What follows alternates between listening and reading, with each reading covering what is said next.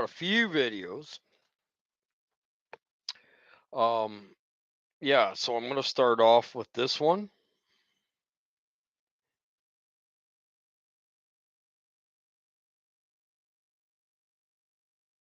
I got a couple small videos, and one we'll just listen to because we don't need to watch it. So listen here, because it's exactly why.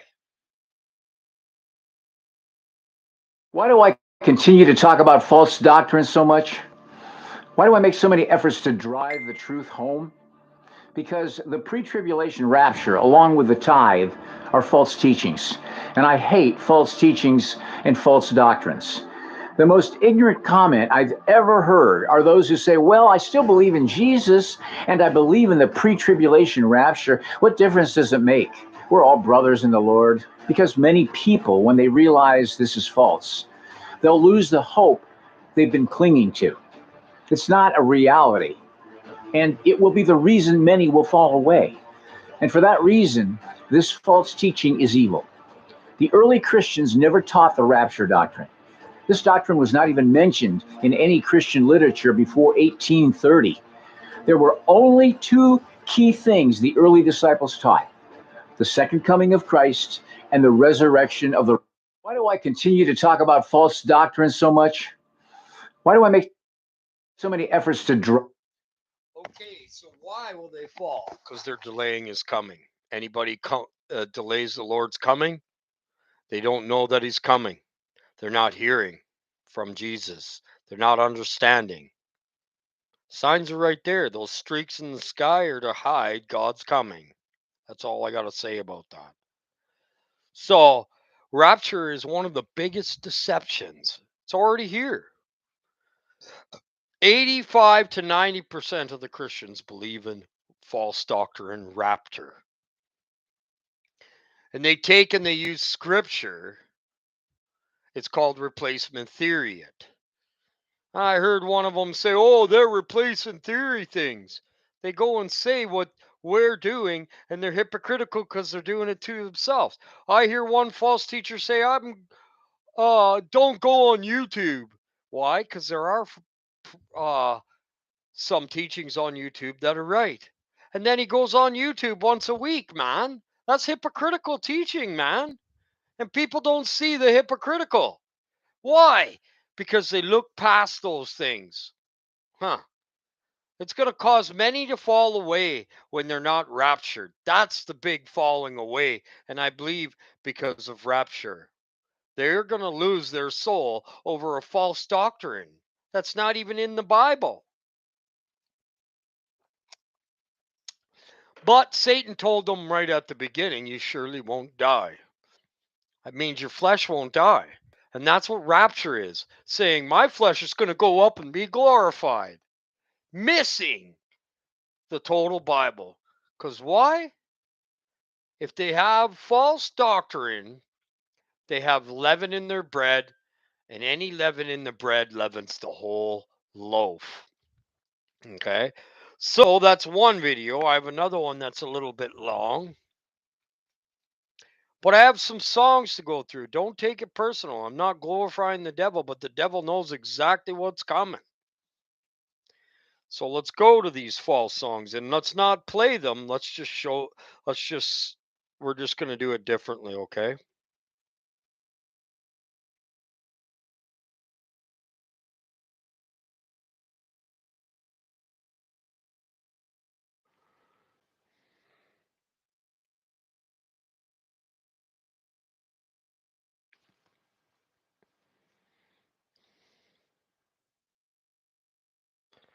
Now, I'm not glorifying Satan whatsoever, but you have to be wilies like the devil. Okay? It says that in the Bible too. Be wise as serpents, wily as the devil. Eh, this has scripture in it, by the way.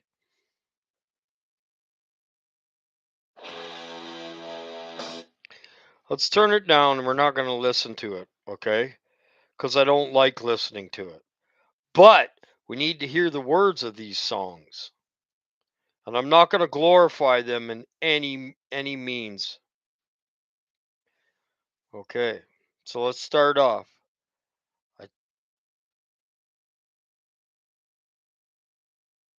I, and they enjoy these songs. I don't enjoy it anymore.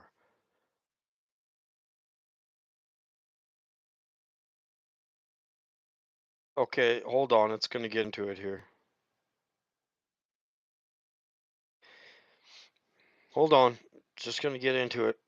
I don't want to miss the words cuz this stuff is in the Bible.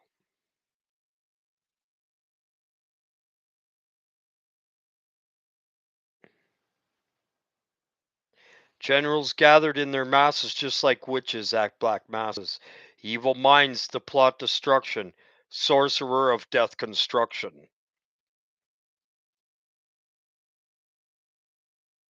In the fields the body's burning as the war machine keeps turning. Don't leave. It's important. I'm not gonna death and hatred to mankind, poisoning their brainwashed minds. And then, oh Lord, yeah, the small L, Satan. So, and then it's doing the guitar thing, and I don't want to listen to it. We need to hear because out of the devil's words comes biblical stuff. This song was written a long time ago. Knew what was coming to the earth. I just have to. Okay. Politicians. Wait, listen to this. Politicians hide themselves away only to start the war. Is that true? This is biblical. Why should they go out to fight? They leave the role to the poor. Yeah. They don't fight. They just get uh, people to fight for them as they're hiding behind the mask. So, time will tell on their power minds, making war just for fun, to make fun of you, treating people like the pawns in a chess. Hmm. Wait till their judgment day comes.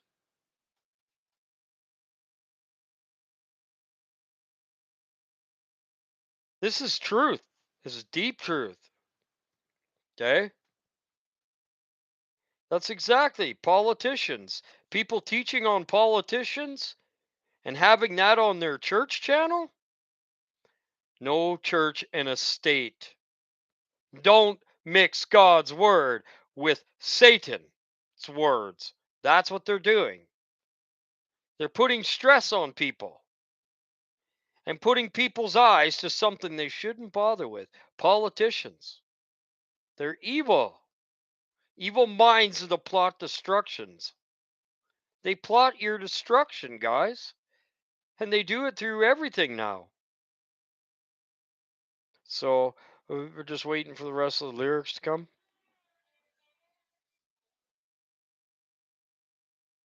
That is biblical truth. That's why I'm sharing it. I'm not glorifying Satan. I'm just showing you that Satan is giving it out through people. And they think that's just made up lyrics. So Satan laughing spread his wings, and so are the politicians. They're laughing at you. You're pawns, and they're laughing. Behind the scenes, they are laughing. Look at these guys. They're easy to trick. Let's keep putting this garbage out. So now when darkness world stops turning, it's not turning. As where the bodies are burning. No more war pigs have the power. Hand of God has struck the hour. He's telling people straight out. They're not going to have the power to do that very soon. It gets given over to us. I'm not glorifying Satan. No, no. I'm just showing you that Satan's telling people and they're ignoring it. As they're listening to him, their their bodies are burning because they don't have Jesus Christ. They're in fire and they don't realize it.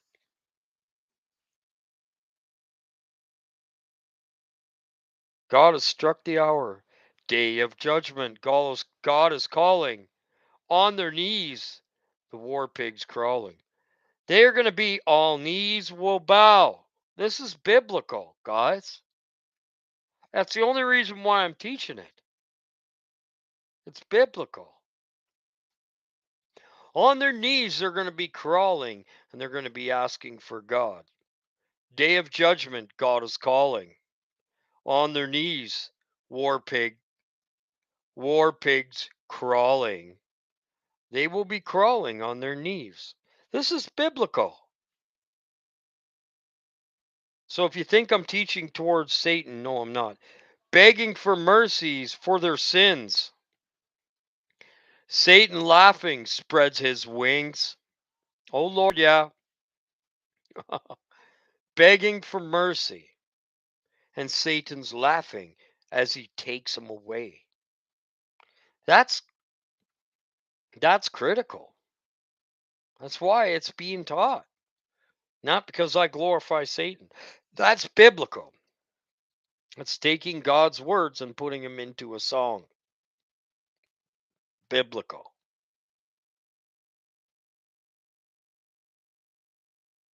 Let me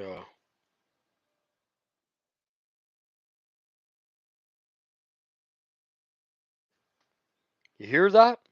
Satan has to tell the people what he's doing too. And God told that, made that pact with him. You have to tell the people. Okay, so I'm going to another one and then we're going to go to videos. I won't be doing this. That's not going for the devil. No, it's teaching you. That song teaches you.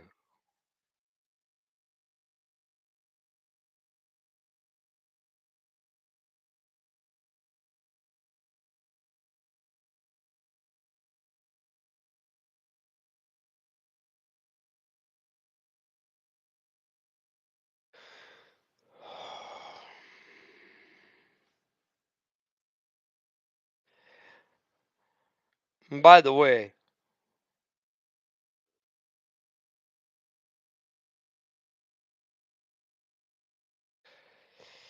even says terror in the eye, which I just saw.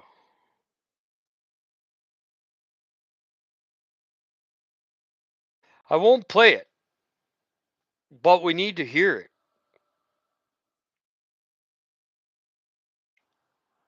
In the beginning, good always overpowered the evils of man, all man's sin.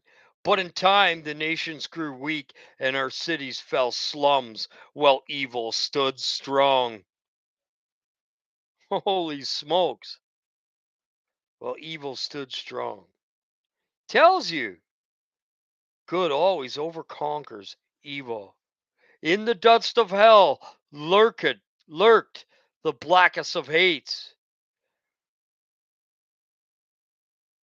For he who bids fear awaits you. Fear is bad. And how many lifetimes before lay destroyed, beaten down, only corpses of rebels, ashes and dreams, and blood stained streets. And it had been written that those have the youth have the future. So come now, children of the beast, be strong and shout at the devil. Become now children of the beast? Showing you what the number of the beast is. Man. If they are fallen Satan, they are numbered by Satan. Number of the beast is not a chip in the forehead or in the hand. It's your works in your hand. And if you're thinking constantly evil, there it is. Simple to learn. So let's keep going.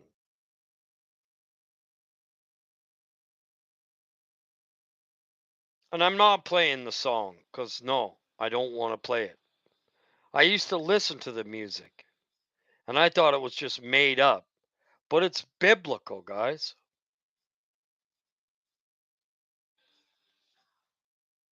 Shouting at the devil isn't good, okay? Because all you're going to do is provoke him. Shout at the devil. Okay, let's keep going.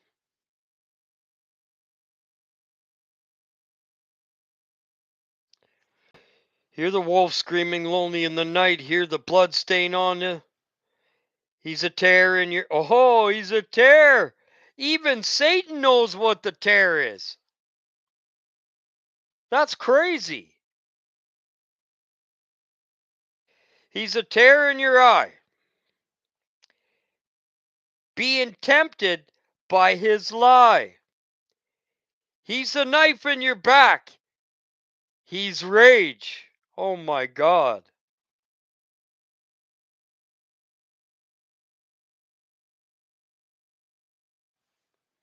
Well, he's the razor to the knife. Only lonely is our lives. My head spinning round and round. He is a wolf, and the false doctrine is part of the war pigs. They are wolves, okay? Seeking to destroy by telling you to delay the Lord's coming. Rapture? That's delaying the Lord's coming. And you go where weeping and gnashing of teeth is. Says it in the Bible. Because you're not knowing that the Lord's coming. I know someone that says, not in my lifetime now.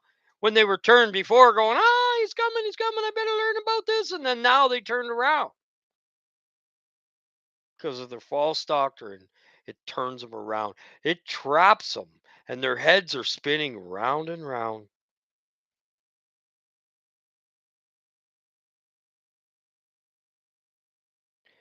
But in the season of wither, will stand and deliver, be strong and laugh and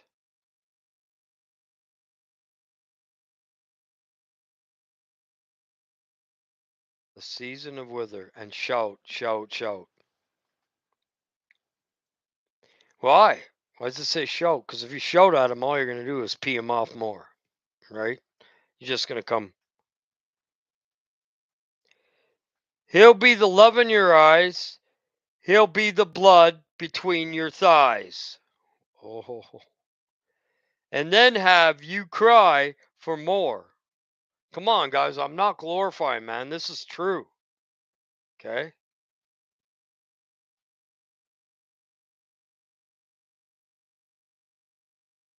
He'll be the lust in your eyes. He'll be the blood. Get it? Between the woman's thighs. Hmm. Satan went between there. That's all I got to say. Wasn't an apple. Ridiculous, people, to even think of that. That's coded. The seed in the Bible was what bruised his heel because he put his people on the earth by the seed, fornicated with, and that's it. That's as far as I'm going as that. He'll put strength to the test. He'll put thrill back in bed. I'm sure you've heard it all before. In the Bible. That's talking about Adam and Eve. She will have to have labor. He'll put blood between the thighs. Hmm. I didn't even know all this, okay? And I used to listen to this song and I didn't even know the words, really, to tell you the truth. He'll be the risk in the kiss of death. Might be anger on your lips. Might run scared for the door.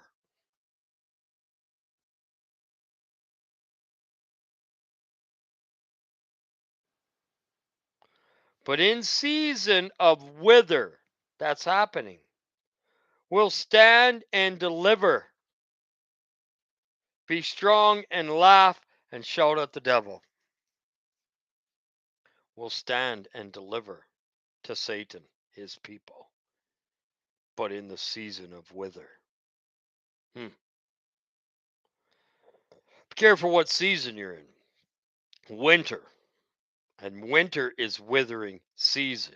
And that means you're not doing the works, you're not producing fruit, you're not teaching, you're not sowing seeds. And that's the seasons of wither. Because Satan's been here, it's been from the start. And I'm not glorifying it, okay? I'm just saying that Satan even tells the truth.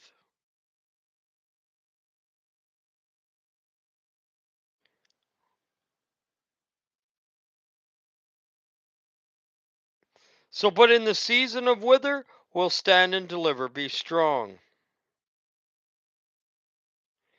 You're not strong without God.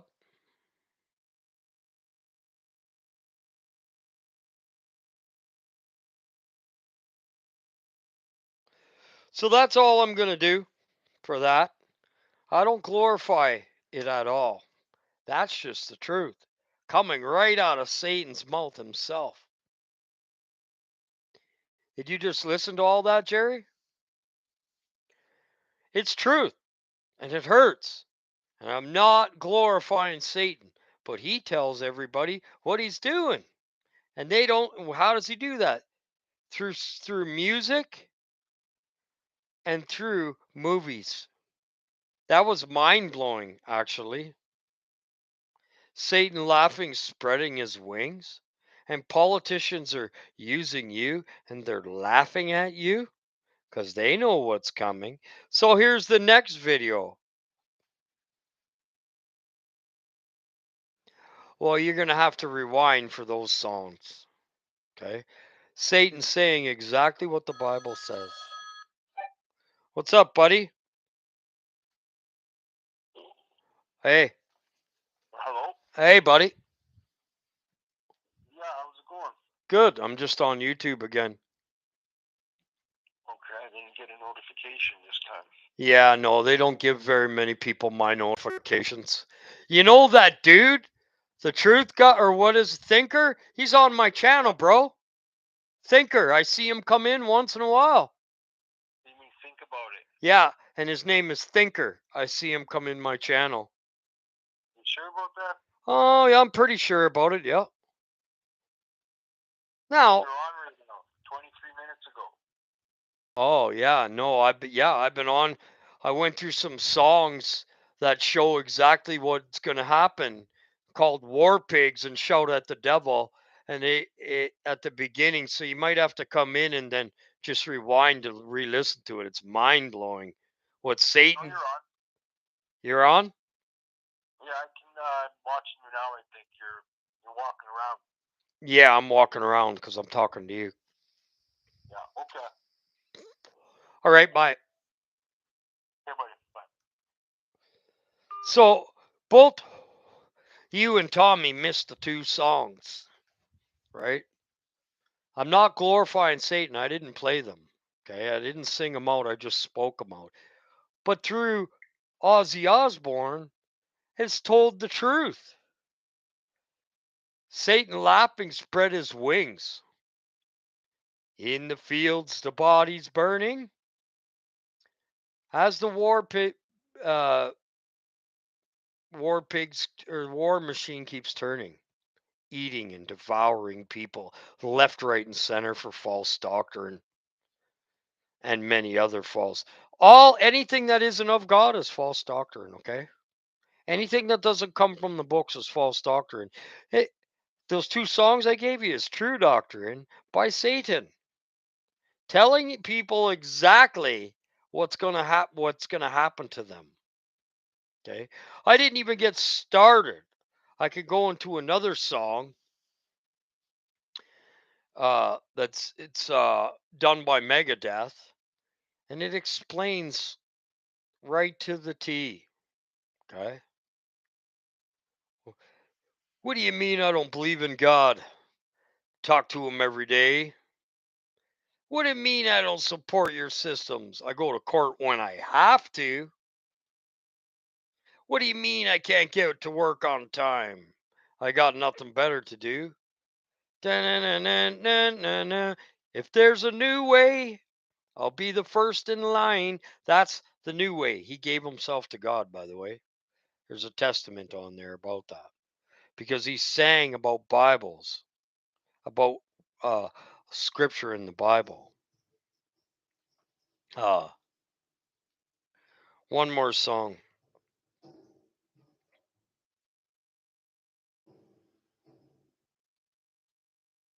I gotta quiet it. Hold on a second.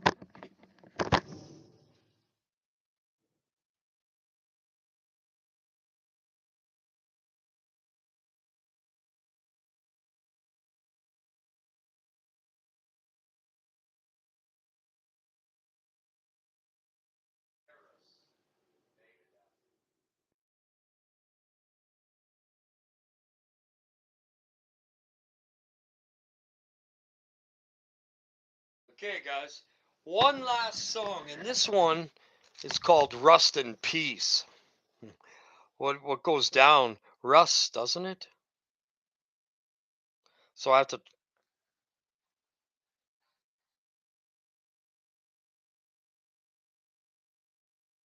Okay, here we go. And the Conjurer and stuff like that. Just give it a second.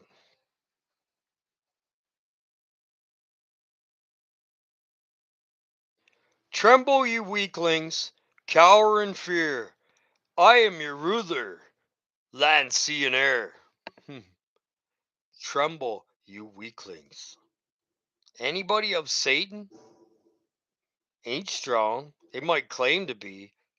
Tremble, you weaklings, cower in fear. I am your ruler of land, sea, and air.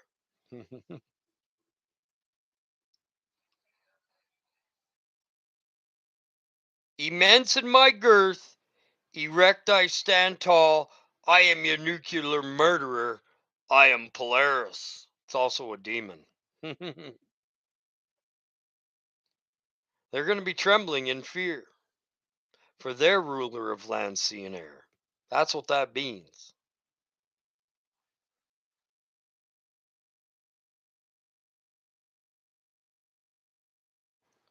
Ready to pounce on a touch of a button. How you doing? Oh, yeah, you got to get rid of that one. Yeah. Trying to get rid of the truths that I'm giving out. You see that?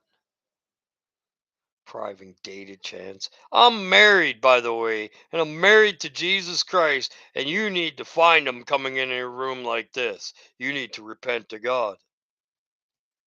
That's all I'm going to say. Now I'll move on. Please erase that stuff, mediators. Ready to pound on a touch of a button. My systems locked on military gluttons.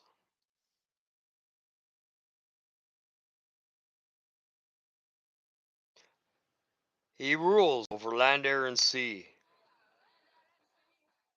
I pass judgment on humanity.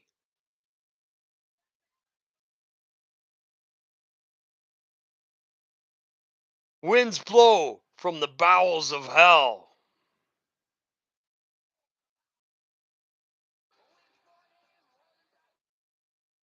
Will we give warning? Only time will tell. Yes, they're giving warning now. Satan rears his ugly head.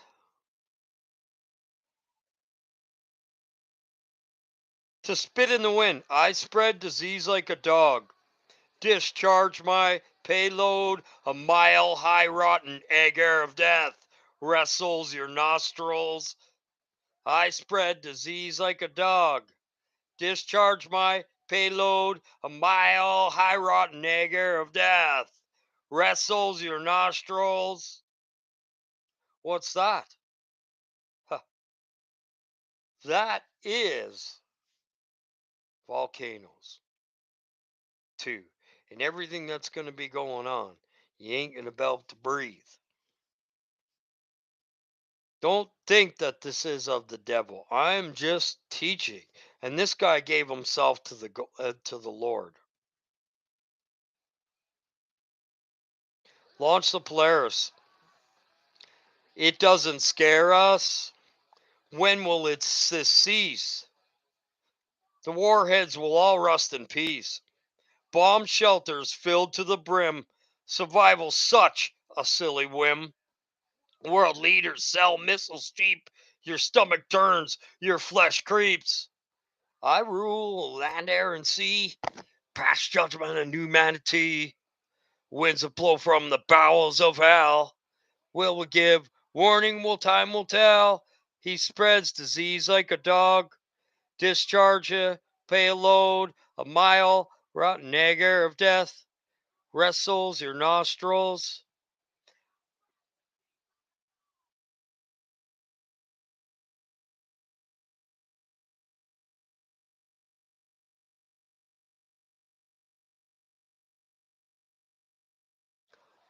Launch the Polaris. It's also a demon. It doesn't scare us though. When will this cease? The warheads will all rest in peace. Oh wow! High priest of Holocaust, fire from the sea, a nuclear winter spreading disease. The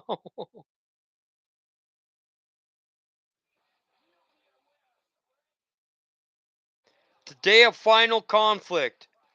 Oh wow! The day of final conflict, all pay the price. The Third World War rapes peace, takes life. Holy smokes. And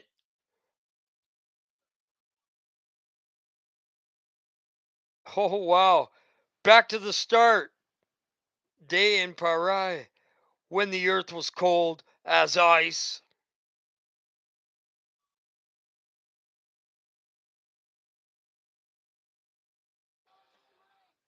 Total dismay as the sun passed away and the days are black as night. The sun's not passing away, just going to cover. He needs to know a little more of the doctrine. We're black as night and all in the days. Wow.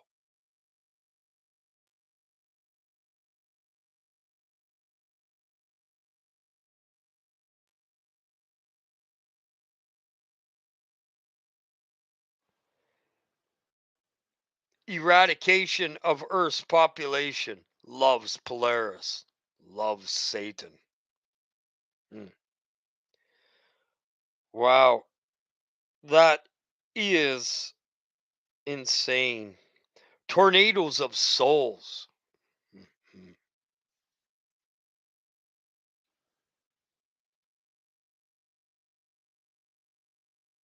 That's crazy, man. It's called Holy Wars. What are we in now? Tribulation, holy wars. Tribulation, great tribulation is inside. It's holy wars. We're warring.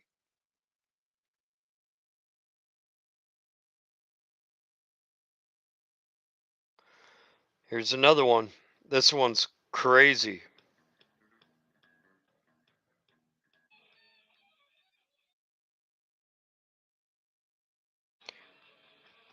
What do you mean I don't believe in God? I talk to him every day.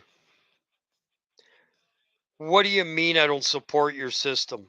I go to court when I have to. He's not supporting it. He's got to go to court. He's got to go to court. What do you mean I can't get to work on time? I got nothing better to do. What do you mean I don't pay my bills? Why do you think I'm broke? If there's a new way, I'll be the first in line. But it better work this time. He's talking about the way to God. He gave himself to God.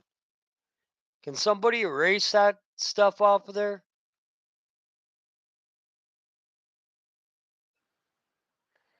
Did I make you a mediator? Because this guy's got private dating. I'm dating Jesus Christ, and I'm married to a woman, and I'm getting ready to get married to Jesus. So this guy needs to be his stuff. So I'm just giving a few songs, okay? People go, "Oh, you're glorifying them." And no, I'm not. I'm not even singing. I can sing these songs almost exactly like these guys that sing them, but I'm not doing that. This is about the words.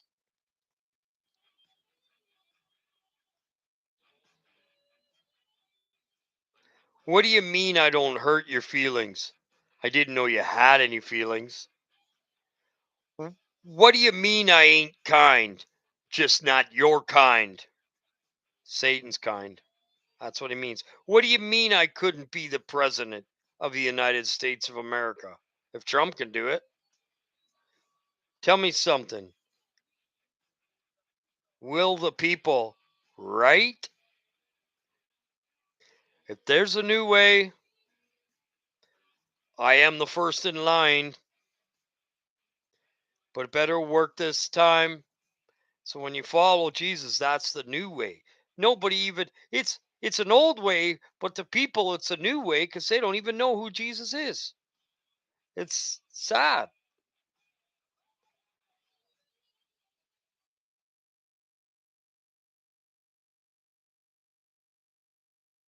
Peace sells, but who's buying? You can't buy peace. That's why he's saying that.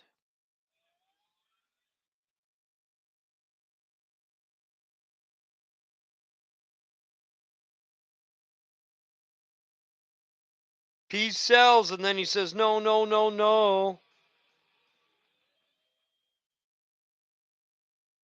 Anyways, that's all I got for that. And then we have a small video coming.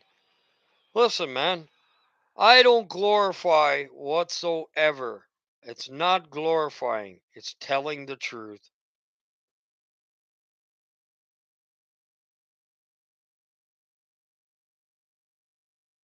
They cut me off. Am I cut off? Tommy's still there.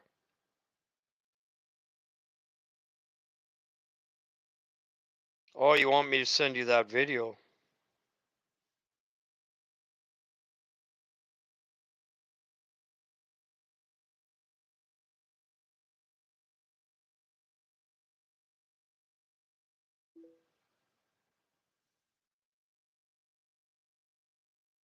Okay, and he turned, he gave himself to God. Okay. Am I still there, Tommy? Because Jerry said I got cut off. I didn't get cut off. So maybe they cut him out. Okay, so I have another video, and it's a good one. And it's a little bit I need to get one of those things to hold my phone. No, I'm still there. That's right. They didn't cut me off. Tommy's still here talking to me. They cut you this time. If they don't cut me, they cut them. Hey, you can come back now.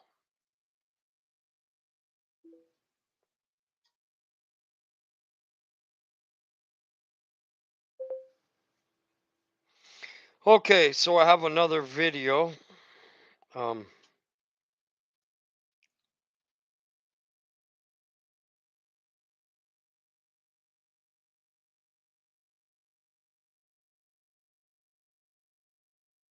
I'm just sending some videos here. Give me a second.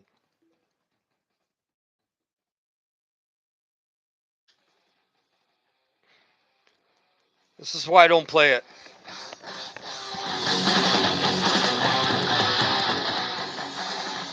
I don't. I don't like that music anymore. It's got evil tones to it, right? So I wasn't here to give the sound of the music. Okay, I was just here to show you that Satan knows exactly what's happening, and so do the governments, and they're laughing at you behind the scenes. We got to vote for him. We got to vote for him. It don't matter who you vote for. Everybody's like, he's good. He's going to be better. He's going to be better. Just like Trump saying, well, I would have stopped all that, yet he was adding to it. Get out of here, Trump. You're a chump. Literally, put him back in. That's like putting a bomb in. It's like putting a monkey in. And that's all that they're putting in, by the way, because they're not, anyways, they're not running it. He is. Always has been. He offered him to Jesus. People just can't get that right. Why put yourself in politics? That stuff is annoying and boring. You might as well go back to the world. That's why people on say they're Christian and they're putting politics on there. Christians have nothing to do with politics. Now you pray for your leaders so that maybe that God will put on their hearts like Nebuchadnezzar and soften it when it comes to dealing with us. That's it. That's why you pray for them. So that they don't launch the button. Don't press that button too early on us. God's not going to allow them. If they went to press the button in an untimely manner, God would turn nuclear warheads into talcum powder. They got nuclear warhead is like a pinprick now compared to what they have. So, and God's already turned the warheads to they were going to press them. And they found talcum powder in them. Who did that? God. Okay, so I have another video. And this one's it's not about that. It's about what wrong with the churches. They're not teaching the things to give people true faith. The things of faith is that's what I'm about. Faith, because faith is one of the most important things. Without it, you go where the bomb Polaris goes, straight out of the blackness of hell. All right, so this is why churches are fake. They don't go around teaching what the plane of the earth is, and they won't. If they teach what I teach, they wouldn't be allowed to teach what the Lord teaches in the Bible, not what I teach. Okay? So we're going into another short video. This is a little bit of short videos. So, and whether which way you look at it, you can say, oh, that's showing. No, it's not. Those videos I played are biblical. Okay? This thing that's coming is a spiritual war. It's already here, been from the beginning. Okay, so let's go on to this video.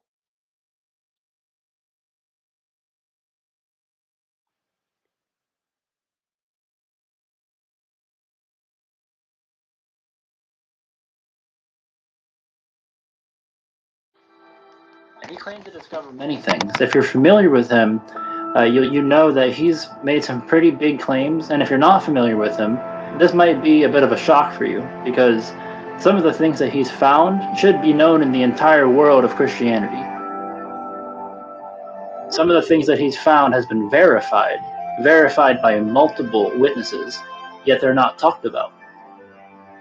I think the reason they're not discussed in the Christian circle and in Christian churches is number one, we live in a Laodicean dead church age. It's lukewarm. It doesn't care about the Bible or God. Number two, I think one of the issues is that he is a Seventh-day Adventist, and that scares people away from bringing him up. That scares away pastors and teachers from even mentioning his name because he's a Seventh-day Adventist. Now, I don't give a rip if he's a Seventh-day Adventist. I'm going to look at what he actually found, and I'm going to look at if he actually found it or not.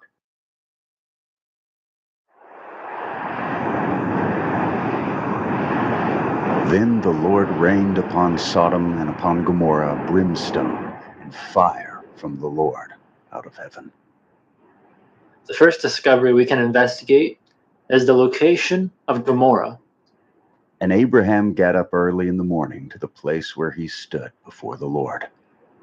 And he looked toward Sodom and Gomorrah, and toward all the land of the plain, and beheld. And lo, the smoke of the country went up as the smoke of a furnace. Ron Wyatt claimed to rediscover the ruins of ancient Gomorrah, the actual place where God rained down fire from the sky. And to begin showing you the evidence of this, I want to introduce you to Lotan from KJV Pictures, who has actually been to the place where Ron Wyatt claimed was Gomorrah. Hey everyone, Lotan here from KJV Pictures. Super excited to make this video because when Brother Brandon told me he was making this study, I had a few things to add. You see, Ron Wyatt's videos were some of the first videos I saw as a newborn Christian, and having family in Israel myself, I decided to go check out some of his findings firsthand. One finding in particular, because if true, for me, it would be sort of a smoking gun discovery, and that was the location of Sodom and Gomorrah. Ron had claimed to discover this location in, I believe, 1990, and his discoveries were quite shocking. Architecture, brimstone, sulfur balls.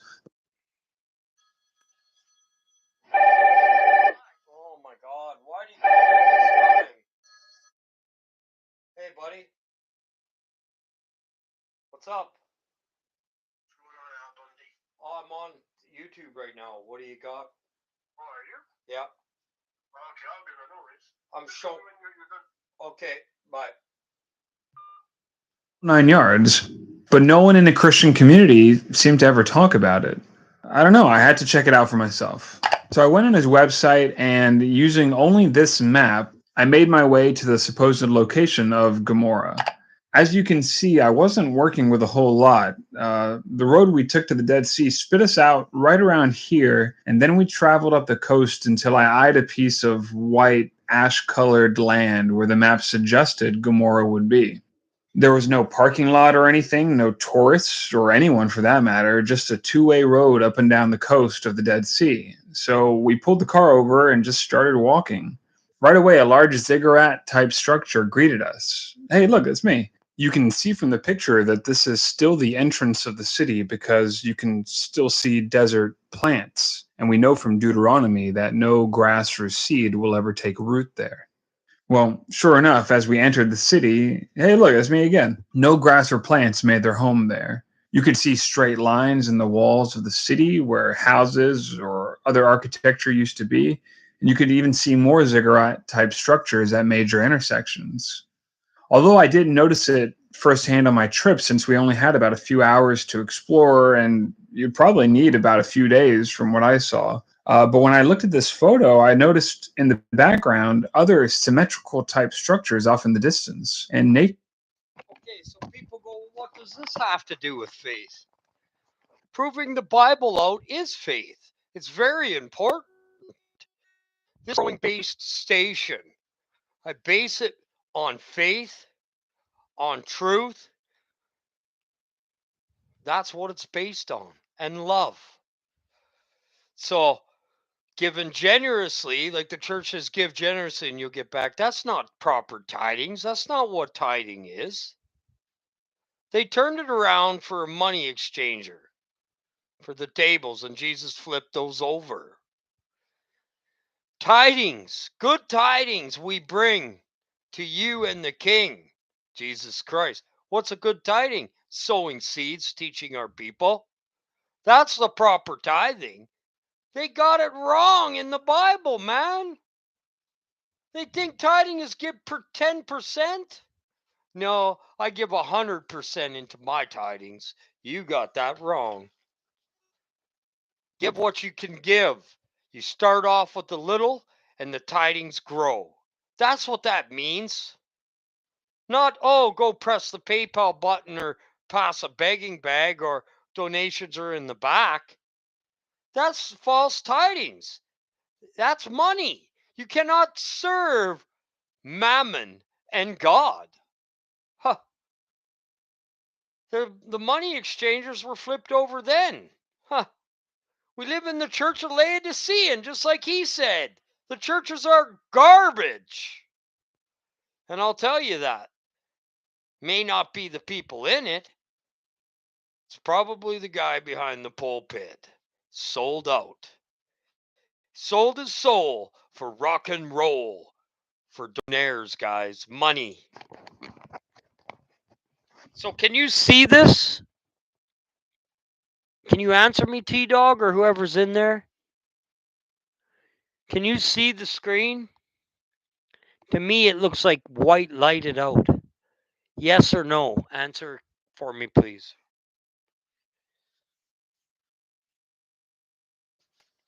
Man, you'd be blown away with the stuff they found. You don't think military and scientists and politicians know that what's coming? You'd have to be silly. Okay? They know better than the Christian people. That's why they're laughing at them, going, look at these guys. They call himself Christian and he's following rapture. No, and I'm just doing that. I don't really, it's not funny. Okay? But I'm just doing that because that's what they do. They laugh at us behind the scenes, like the one song said, man. Politicians are laughing at you. At not you, but at the people that are following these false doctrine. They're part of the war machine and they're sucking people in like you wouldn't believe. God's children. The cross with the hole on top. Avoiding laying themselves on the cross and going through that hole into blackness. So you can see it? Okay, that's good. Let's keep going. Sure just doesn't do that type of thing. All the walls of the valleys were decorated with this swirl-like pattern. It was beautiful to look at, like heat had melted different layers of rock and stone together. But beautiful as it was just dust and ash to the touch.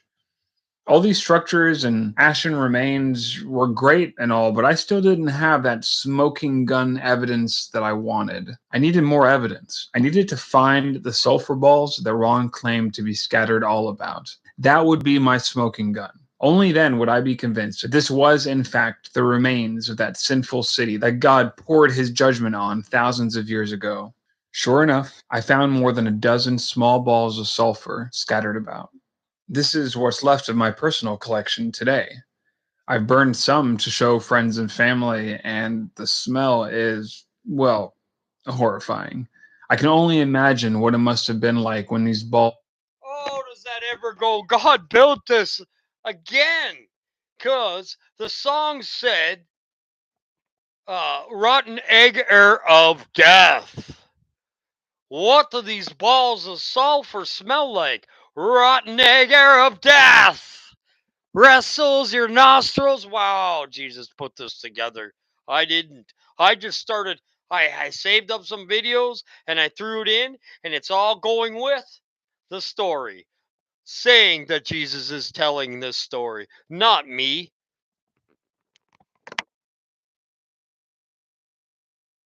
In their pure form came raining down from heaven on those lost cities.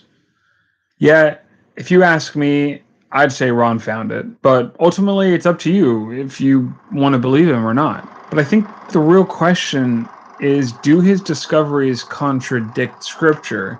Because if they contradict Scripture, it doesn't matter what I believe. It doesn't matter what you believe. But if they don't, well, for that, I'll turn the study back over to Brother Brandon. Brandon, thanks for having me. It was a pleasure talking to you, and I look forward to listening to the rest of the study. Thank you, Lotan, and I highly recommend that you go subscribe to KJV Pictures. His content is on point, King James only, and everything he does is really well done, not only from production standpoint, but from a scriptural basis. There you heard it. King James only. Any other book, I throw out. I had a new version of King James. I threw it in the garbage. I wasn't willing to give it to somebody else because I gave one to somebody else when I first started and I didn't know about it. And that person's doctrine is totally backwards. Going to these churches and reading out, whoa, that's a King James. The person told me, no, it's not. I gave it to you. I bought it. I remember. Huh? And they throw out the books that I give them. I lend them books and they throw them in the garbage because they don't believe in the King James Version. I have a King James version sitting in front of me that has the Apocrypha in it. You can't tell me it's taken out anymore. You can go buy it, go check it out for yourself on Amazon. So quit ignoring these other books because they add so much more to it and give you way more knowledge. Or add, not way more, but they add the knowledge that is needed. Men die for a lack of knowledge, by the way, and that means they don't accept these other books and they're biblical. I have them. So let's keep going. Now I know what Lotan has showed you is very interesting if you've never seen it before, but I want to establish this with more witnesses so you can really see that this is not just Lotan. There are many people who have verified what Ron Wyatt claimed to find.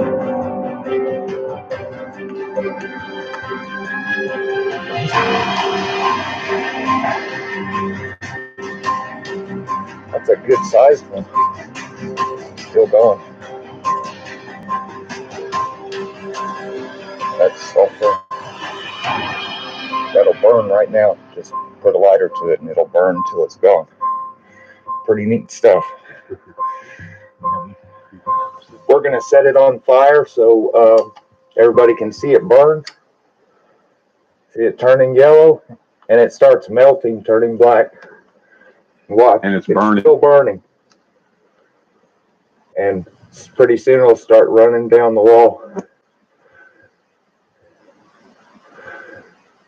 Nobody's seen it now.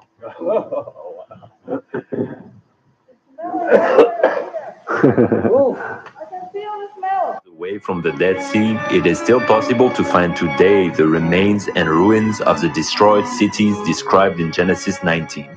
Although the locals consider these remains to be sand dunes due to 3,500 years of rain erosion, archaeologists like Ron Wyatt and Jake Wilson have discovered evident man-made structures in the area in the 1990s. Formations such as ancient houses, gates, temples, statues can still be spotted in the area.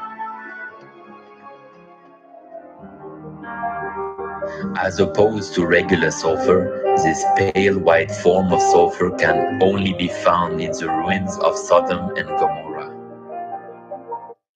Did you hear that? It can only be found there. The other sulfur's yellow. This sulfur's white. The only place on earth where fireballs rain down. Huh. Proving this is so much faith building. I don't even understand why people say, oh, it doesn't matter. It doesn't matter. Yes, it does. It's giving proof in the face. And churches should be teaching this. They should be running this through their church at least once or twice a year. It builds faith to the one that needs it. Some people actually need faith, need to see stuff, unfortunately, to believe. So, and they hid this. It cannot be found in any volcanic area or any mineral museum. Supporting the Genesis account, geothermal activity has never been recorded in the region, so these brimstones could not have come from a volcanic eruption.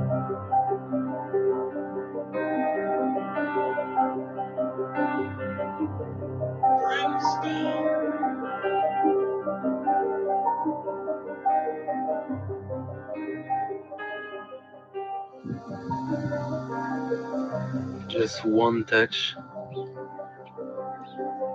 I didn't even see the sulfur on my finger. Look at this blister. It was so hot. It was indescribable.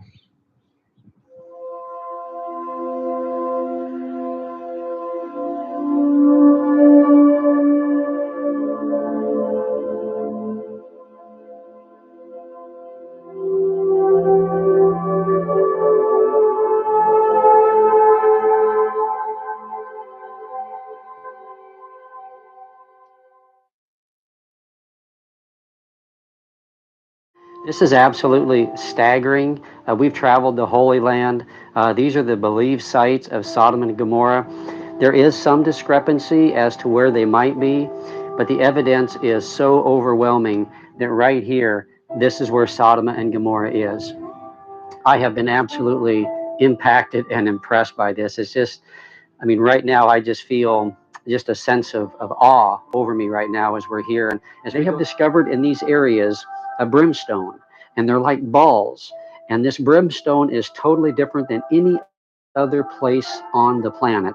Most other brimstone, and I should mention, brimstone is synonymous with sulfur. So brimstone is kind of the old word for sulfur. So we have found sulfur balls all over in these city areas here. And it's unlike any other sulfur on the planet, as I mentioned.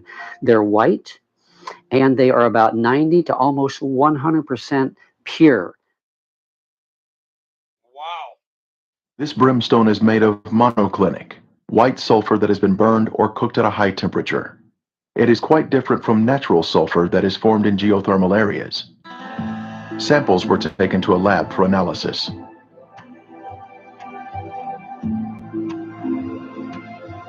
Each specimen was carefully separated and prepared for testing, with the outer portion cast aside.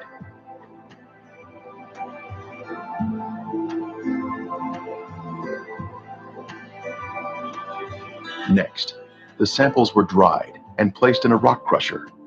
Then they were pressed onto a disc. Then they were loaded into a machine for the semi-quantitative X-ray analysis. Each sample was individually transported into the testing chamber for analysis. The results proved to be quite amazing.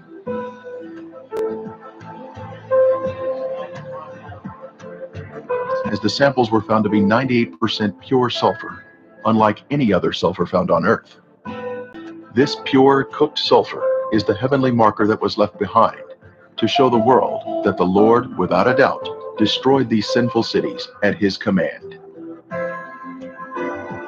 Critics have said that the sulfur is from volcanic activity, but that type of rhombic sulfur is only 40% sulfur and is of a crystalline form, unlike the white, compacted monoclinic form that is found in the ash cities today. Here is a round piece of brimstone embedded in a section of ash.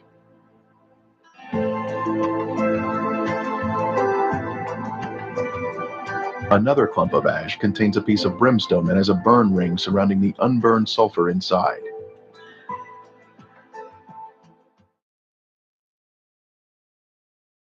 Considering the Bible describes this as being once like an Edenic area, you see nowadays it's just completely dead.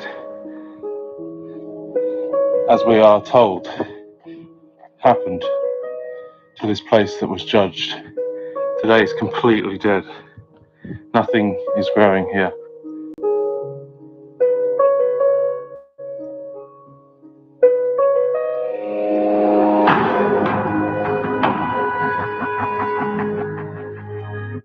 So the launch of the Polaris is Satan. I believe it's a destroyer. He just doesn't. When fire comes down and kills the whole thing. That's getting ready to happen worldwide, not just one city. Never before has the whole world, not even in the stupid fake dinosaur destroying world, did that happen like it's going to happen coming to a theater near you very soon. So people better get right, get out of false doctrine and quit playing with evil and get into the real true doctrine of the Lord. This is faith building, man, because it's predicted in the Bible and found. No, I don't believe it. I know it. Alone with the testing of the sulfur. It's nowhere on earth that that's ever happened. Those are brimstone.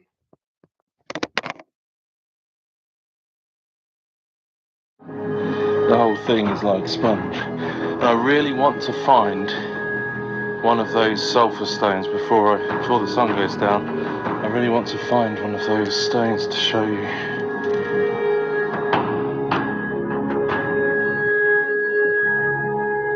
That is not a normal shape. That doesn't look natural at all. That is definitely seems to be a man-made shape.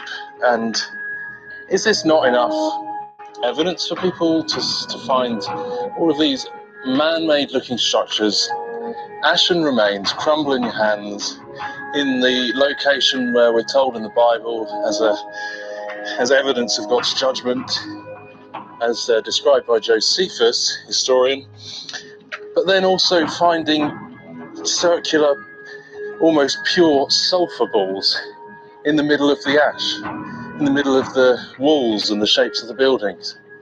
Is this not enough evidence for us to see that A, the Bible is true, and B, God is a just God, and we need a saviour, because sin requires punishment. Sin brings on the wrath of God, and this place is the evidence of the wrath of God, a holy God who is righteous and true, and this place was very rebellious. Now, whether or not you've heard of this discovery before, I want you to think about the fact that nobody talks about this. Why is this information so suppressed?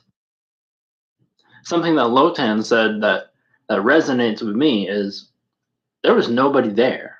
There was not even a tourist attraction or anything.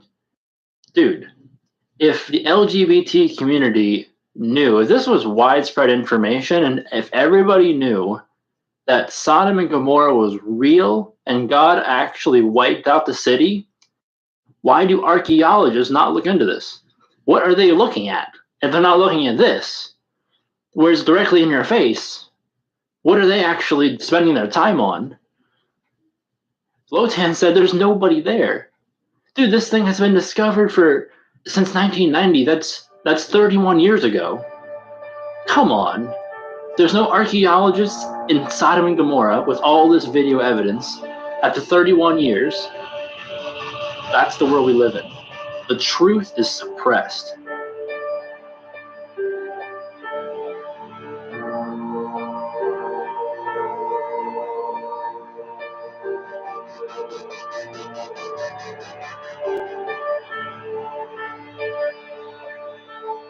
Everyone that doeth evil hateth the light, neither cometh to the light, lest his deed should be reproved. But he that doeth truth cometh to the light, that his deeds may be made manifest, that they are wrought in God. So the world won't share it. The Christians won't share it because when they point it back to Ron Wyatt, they'll say, oh, Seventh-day Adventists will get everybody entangled into this false doctrine of Seventh-day Adventism. So the Christians don't share it, the world doesn't share it, and it just sits there. If you're interested in watching any of those videos that I just gave you a sample of in full length, I'll put the links in the video description of this video. Feel free to research those and watch those in your own time. They're all really, really good. Some of those documentaries are very informative. And keep in mind, as you watch all these, that none of these documentaries would even exist if God did not use this one man to bring them to light.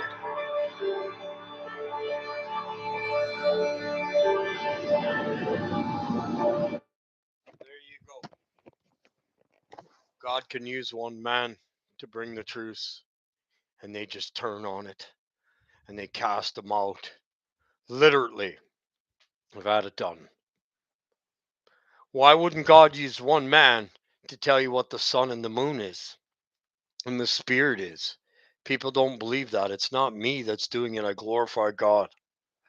But I'm the only one that I've ever seen teach what the Holy Spirit, what the spirit of she is, of righteousness is. I'm the only one. Even the one guy hits close to it, but he doesn't actually know. God's shown that to me through the Bible a couple studies ago. And he's showing people my fruits.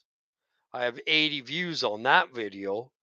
But then the next day, back down to 9, back down to 8. People don't want this truth. This truth is faith building. And every church should be playing that video every couple of months when they get new people in there. It brings them to the Lord. It's then they seek out and then they find the reason why. But they don't do that. These churches are fake. I don't care what anybody says. The ecclesia is built without hands and walls. And those churches are a den of thieves. People, open your eyes. God told me, showed me by kicking me out of churches and said, I'll build you a church. I said, God, where do I get the truth? He goes, basically said in my spirit, from me. Let me build the church and I'll give you the truth. Because that's what I seek. Only truth, not spinning, rotating baloney. Anybody teaching that, if they read the book of Enoch, they know that that's not the truth, but yet they're still teaching it. Go to your church. Take some of the teachings from here about what the world is and about what these things are, and they'll eject it. That means they're ejecting the truth. That means the truth isn't in them. If you don't love the truth, you love a lie. Who is the conductor of lies here and confusion? Satan is. Wow.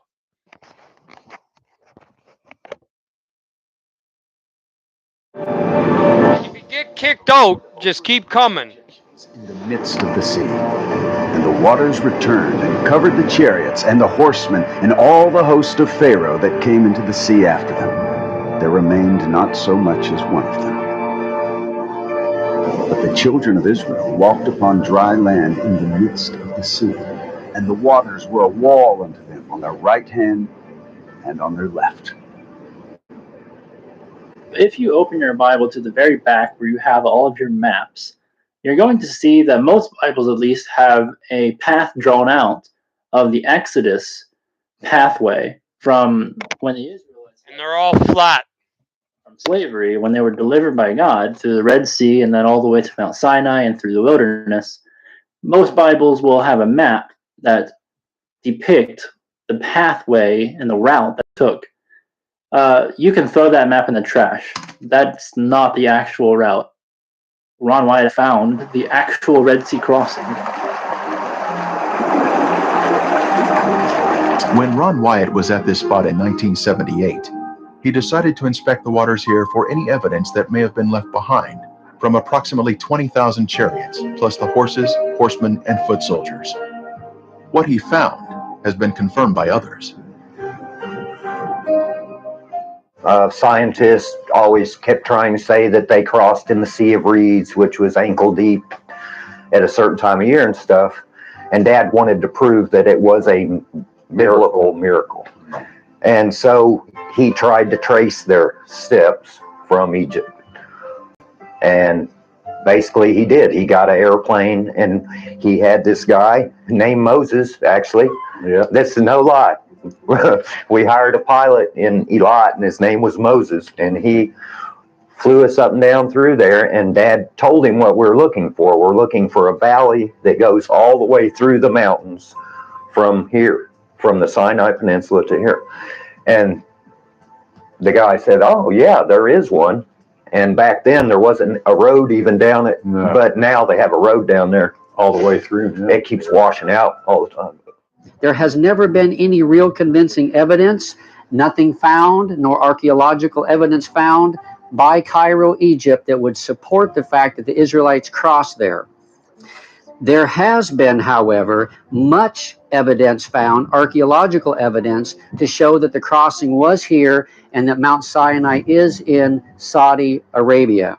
So basically what we have here is the traditional Exodus route from Goshen, where the Israelites were in Egypt. They came out of Goshen and then they crossed over around here somewhere, and this is where the traditional crossing of the Red Sea is.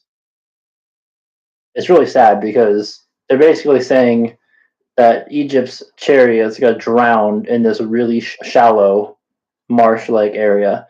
They will keep the traditional site of Mount Sinai, and they'll put it here not because of evidence they found, but because Constantine's mother said this was Mount Sinai. So the scholars, with all their wisdom, go along with Constantine's mother, and in order to do that, they got to put the Red Sea crossing over here because it wouldn't make sense over there. And they also say that this is the real Red Sea crossing because in the Hebrew, it's the Sea of Reeds, the Reed Sea.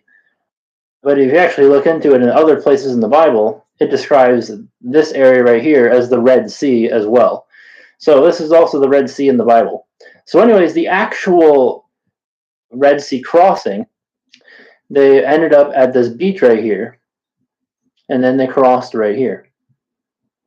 So the actual Mount Sinai is in Arabia. According to scholars, it's where Constantine's mother said it was. But according to Paul, the apostle, it's in Arabia. And that's where it actually is. And we'll look at that next. But here's where the actual Red Sea crossing is. The actual route starts here, goes down through here, and then they get entangled in the wilderness. And let me see if I have a map of that. Yeah, so as you can see, there's like this windy valley. And that's where Pharaoh realized they would be entangled in the wilderness.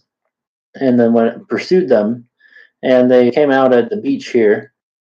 And this is where they actually crossed. There's another bird's eye view of the beach. And as you can see, all of Israel would fit onto this area of land while God protected them with a pillar of fire, cutting off Pharaoh's army coming from behind. They're literally finding chariot wheels. This is all found in that Red Sea area. Egyptian chariots were known to use metal hubs in the center of the wheels. Using metal detectors, divers have found metal in the raised hubs that are now covered in coral. So when you dive with underwater metal detector, you can go over all the corals and you don't do any reading. And then when you go over obviously metal or iron or whatever, you do get a reading. So that's the way you know that if you've got a real shape and you get a strong metal reading from it, then that would be the difference between just a round coral and something that could potentially be a chariot wheel.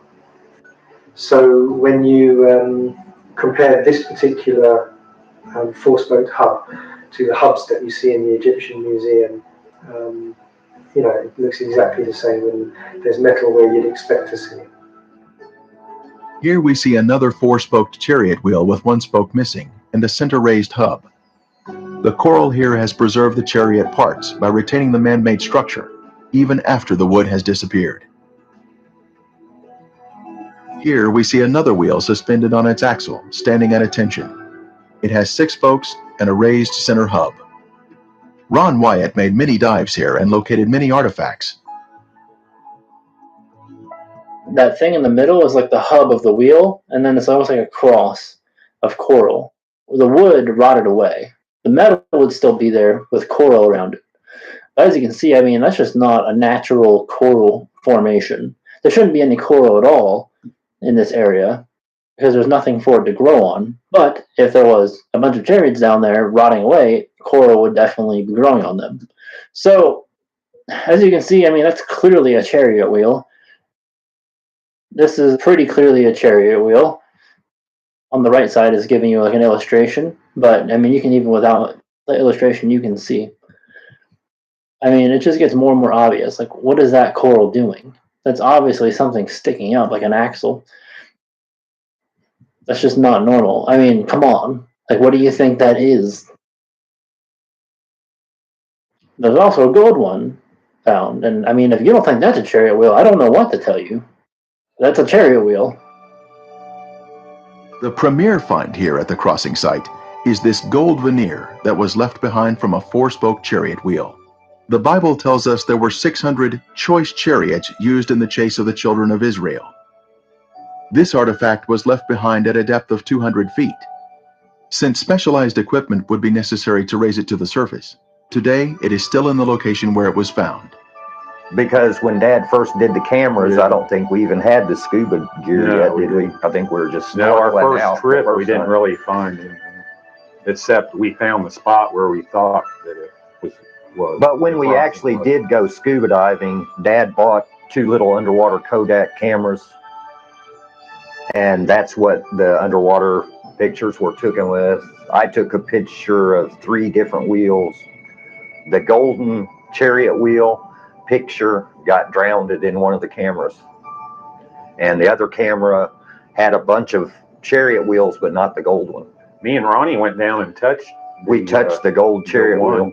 Yeah. How deep was that? Somewhere around 180 feet. Yeah, it was right around there. Like Ronnie said earlier, we were swimming about 30, 35 feet where you can stay all day, whatever, 32 feet. So But we were up we there would go swimming down. around, and if we saw anything, we'd go down. On a number of trips, we've brought metal detectors to Nueva, and these reveal that inside the coral there is metal that would be consistent with what we'd expect from finding remains of the Egyptian army. Now, some people have asked, well, if that's the case, why don't you just bring up artifacts, some of this coral that contains this metal? There's a very simple reason for that. As you can see on the sign, it's strictly forbidden to touch or remove any coral in the Red Sea. So for us to do so would be violating Egyptian law. Further south in the Gulf of Aqaba, can see that things have been washed up on the land, like sea stars, corals, and other things twisted into one another, like a disastrous whatever. Like a washing machine has been treating the material, so to speak. And also in that kind of material, we can find bronze. And bronze is a metal that's made by humans. So it's not a natural one. You can see how rugged these mountains are. And much of the Gulf of Aqaba is just as rugged underwater. So if God had parted the water with the underground terrain looking like this, it would have been impassable. There are 2,000-meter high mountains around the Gulf of Aqaba. There are 2,000-meter deep waters in the deepest section. Huge falls from the peaks to the bottom. You can ask the question, how can we cross the seabed? I mean, we just take away the water. We don't talk about the water. But how can you just cross? First, you could not have any mud on the seabed. You need a solid ground. Horses should be able, full speed, going across that material, whatever the material is. In the middle of the Gulf of Aqaba, there is a shallow section, relatively speaking, shallow. And the interesting thing is that the downhill slope and then the uphill slope on the other side is within the criteria for wheelchairs in the US. You know, it can't be too much uphill or downhill with a wheelchair because it's too much work, so to speak. So the downhill slope and the uphill slope is within these limits. That's a scientific statement. This is the Wadi Watia. This is the canyon that connects the Sinai Desert to the Red Sea. And you can see these very rugged mountains. Walking down this canyon, you've got to follow it all the way. You can't go left or right. We find in Exodus chapter 14, verse 3, a description where Pharaoh would say, the children of Israel are entangled in the land. The wilderness has shut them in. That's a perfect description of this wadi leading down to the Red Sea.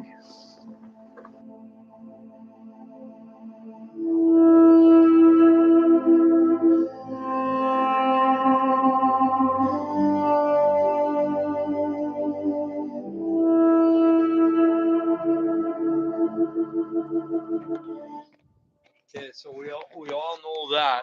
I'm going to fast forward that a little bit.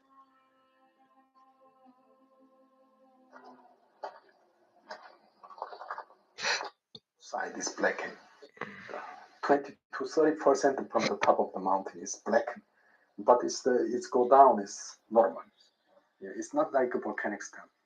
Different, very big different volcanic stone. Okay, we are at the line where the stone changes color between the black stone and the white, pink, whatever you want to call it, granite.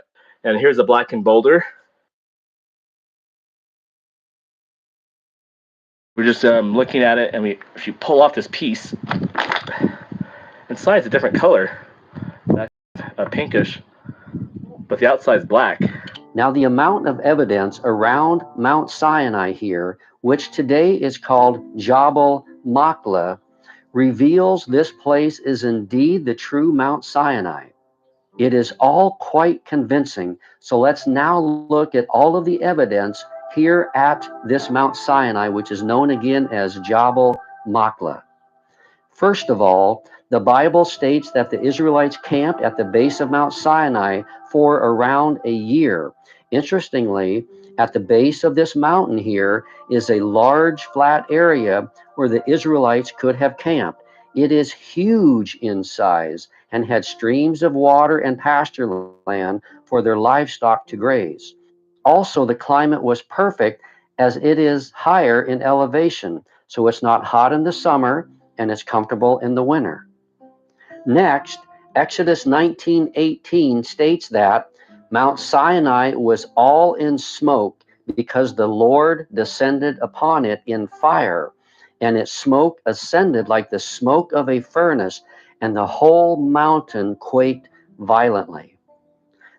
Okay, so the Bible says that smoke like a fiery furnace when he comes.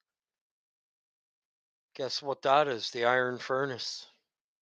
What comes with him? The destroyer. And he smoked. They're getting it wrong. They're saying like a volcano, or it's volcanoes. Doesn't necessarily mean volcanoes. Okay. When he comes back, he's an all-consuming fire. Ay, it makes me want to puke of the false doctrine out there. A smoke of a furnace, does it? They're all saying that's a volcano, that's a volcano. Doesn't mean all the volcanoes will be active. Huh. That's what they're saying. But he just said it. And so did the book. The top of these mountains are dark, showing signs of burnt marks. The outer parts of the rocks are black, but on the inside they are brownish in color. And you can see here, there's been some rocks that have been chipped away, and you can see that on the outside they're black, and on the inside they are brown. This seems to be more evidence that this mountain and the surrounding mountains close by were covered with fire and smoke. Now, from Mount Sinai, God gave the 10 Commandments to the nation of Israel and supernaturally wrote them on tablets of stone with his own finger. This was an earth-shattering event. Scripture says the mountain was on fire for 6 days and appeared as if it was going to be consumed. And the Israelites who saw this were terrified. Consumed with the brightness of his coming. He is a fire. Where he goes, he's a firmament heat. He melts mountains. What's that? The S-U-N. If his son was here today, we'd have been like that, all charred across the whole earth. That's why he stays at a distance until he's ready to burn this earth. Nothing's going to be left of it when God comes when the wrath of God comes, it's all consuming fire and it's going to be over the whole earth. Huh. Not volcanoes. His fire. Oh, yeah, but volcanoes are going to be going off too. They're going off all the time. So that's quite that's mind-boggling. That's biblical. This is biblical. As they beheld everything that took place. The Bible also speaks about how Moses and 70 elders of Israel went up the mountain to worship God. The elders were to stay at a distance from Moses and could only go part way up. Interestingly, there is a natural plateau part way up the mountain where this event could have happened. Another piece of strong evidence is that at the base of this mountain, an altar has been discovered. This would match what Scripture states in Exodus 24, 4 and 5. And Moses wrote down all the words of the Lord. Then he got up early in the morning and built an altar at the foot of the mountain with 12 memorial stones for the 12 tribes of Israel. And he sent young men of the tribes of Israel, and they offered burnt offerings and sacrificed bulls as peace offerings to the Lord. Now, at the very base of this mountain are extensive remains of an altar and a complete system for animal sacrifice. There are corrals where the animals would have been kept and an altar at the front of it. There have also been discovered animal bones here underground. Scripture also refers to 12 memorial stones or pillars for the 12 tribes of Israel. Interestingly, there are stones by this altar that perfectly match the biblical record. The Saudi locals say that in the past, these stones were much more evident and could be seen much more clearer, and that the platform was more intact as well. Also, Ron Wyatt documents having found one of the pillars that had Hebrew writings on it. It's quite fascinating that everything here matches perfectly the biblical account of this event. Near the altar of Moses and the 12 pillars, Moses read to the Israelites the book of the covenant, and they agreed to it. This means that Moses probably had a spot right above the altar that served as a stage to address the Israelites. Now, just above the altar of Moses is a large platform from where Moses could have easily spoken to the Israelites when the covenant was made. It provides a natural place from which to speak, and the Saudi locals talk about how sound travels here like a natural amphitheater. Another fascinating discovery at the base. Wow, this is so good. So when I went to saw the theater of Christ, put on the cross, I saw it in Drumheller, had the same effect. They didn't have to use speakers. The mountains beside and all around echoed it. They were a speaker system themselves, and God put this here for that. Everything he does is for a reason. Huh. So many things found in the Bible, and yet the churches aren't teaching this. To me, that's covering up God. It's covering up with people that need that faith.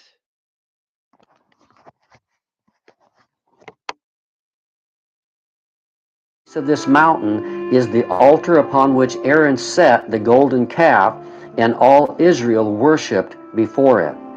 On the top of these rocks is the main rock that shows a flat spot where the golden calf might have been placed for all Israel to see. Below the rocks is where Aaron would have made an altar to this golden calf.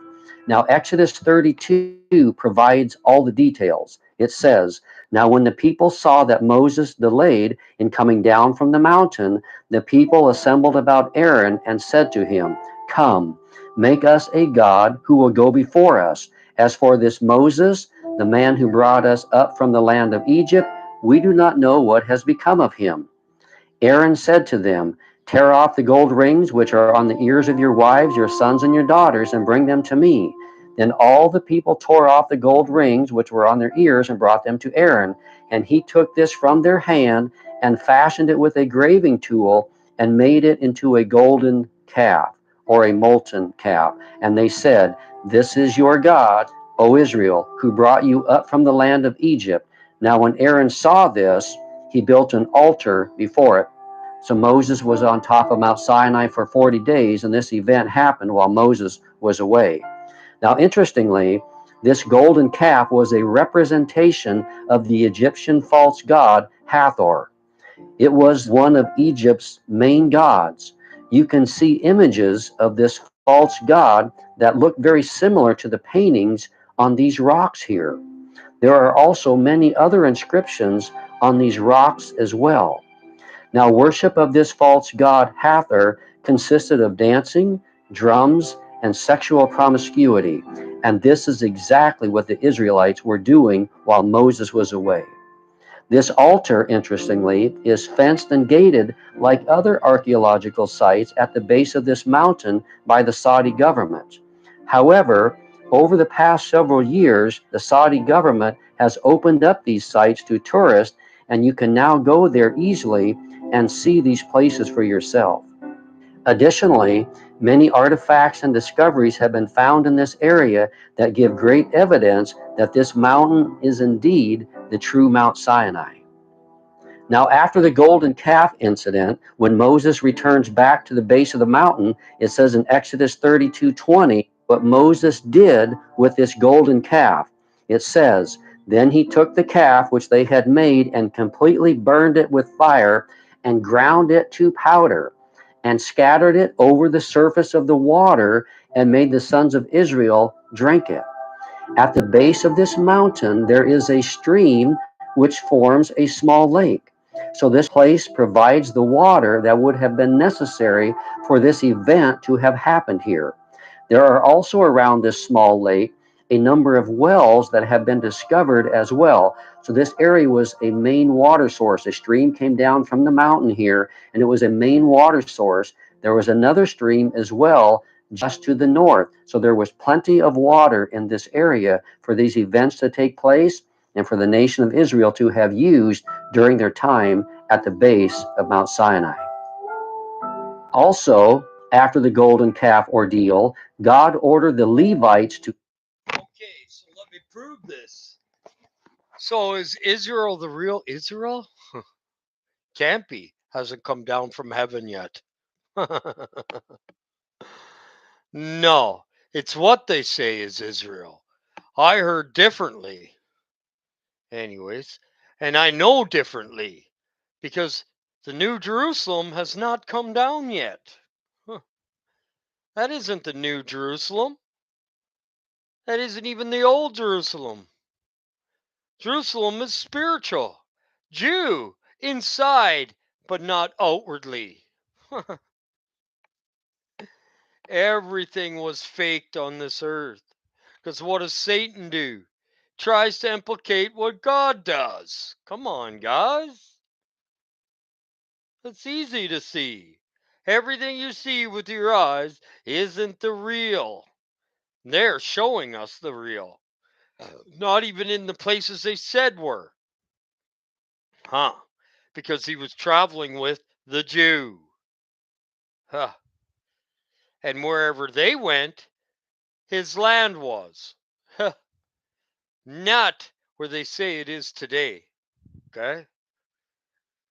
As God wouldn't allow that if it was all his land. And he won't allow that in you because you're his land.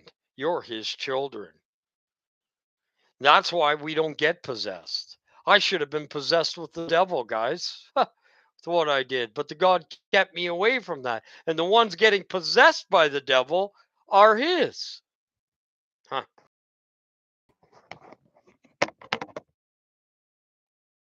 Kill those who had been involved in the worship of the golden calf.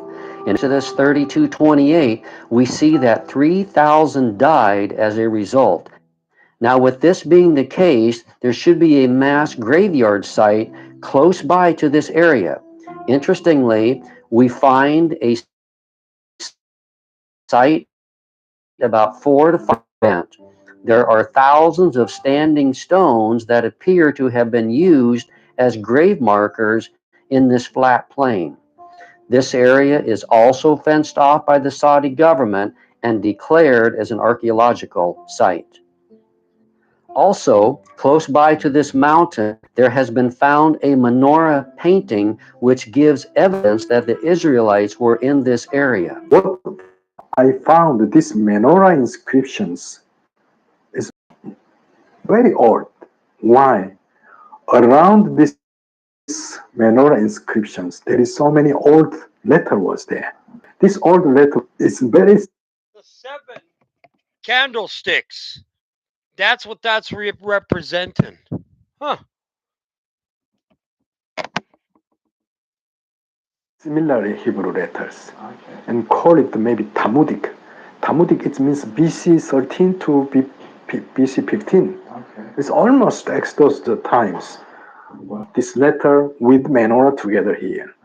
So let me tell you, that place is Arabia. That place, why there is the Jewish mark on it there, and that place, why all the Hebrew letter is there.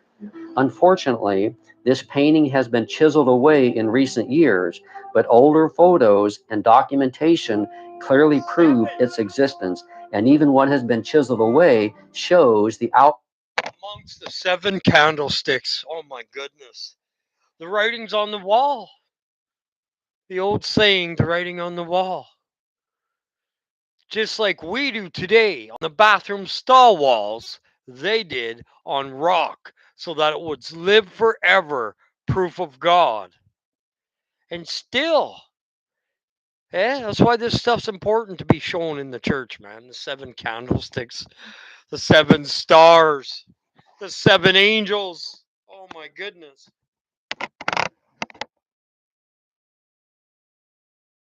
line of a menorah. We also know that God gave to Moses, while they were at the base of Mount Sinai for about a year here, the design of the tabernacle, and that it was erected at the base of the mountain.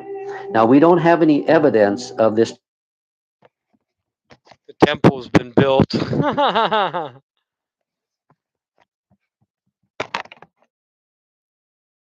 Tabernacle as being here, as it was mobile in nature. However, by taking into consideration the location of the mountain and the lay of the land, there is a place here that would be the natural location for it to be. It is flat, close by to the altar of Moses, and at the base of the mountain. Now, the Bible mentions how the prophet Elijah traveled to Mount Sinai and stayed in a cave there after his powerful confrontation with the 850 false prophets of Baal and Asherah on Mount Carmel, as found in 1 Kings 19. At this confrontation, there we go. So what are we doing? Confrontation with the false prophets. Oh, it's happening today, too. Wow. That's crazy. Nothing new under the sun, eh, guys?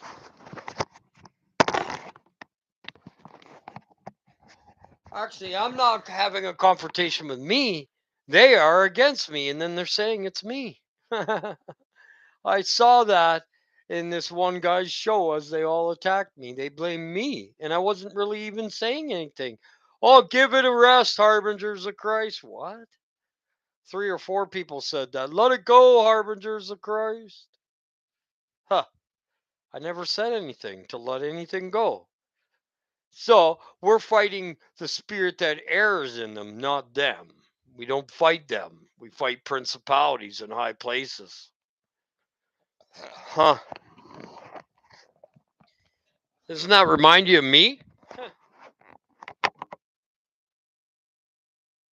supernatural fire came down from the Lord and consumed the altar and everything on it. Then Elijah traveled to Mount Sinai and stayed in a cave.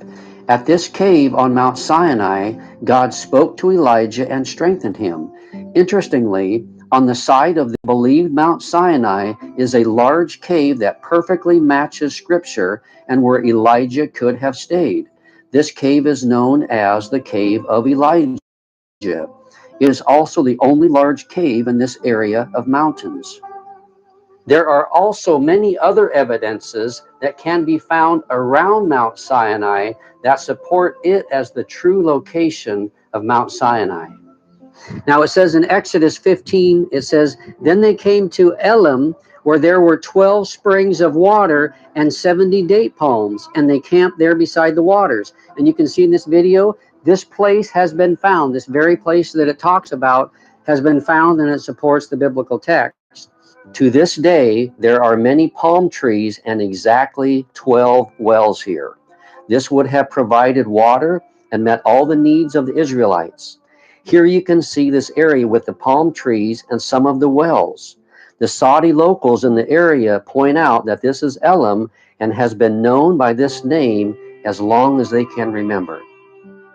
After this, it says in Exodus 17, then all the congregation of the sons of Israel journeyed by stages from the wilderness of Sin, according to the command of the Lord, and camped at Rephidim, and there was no water for the people to drink.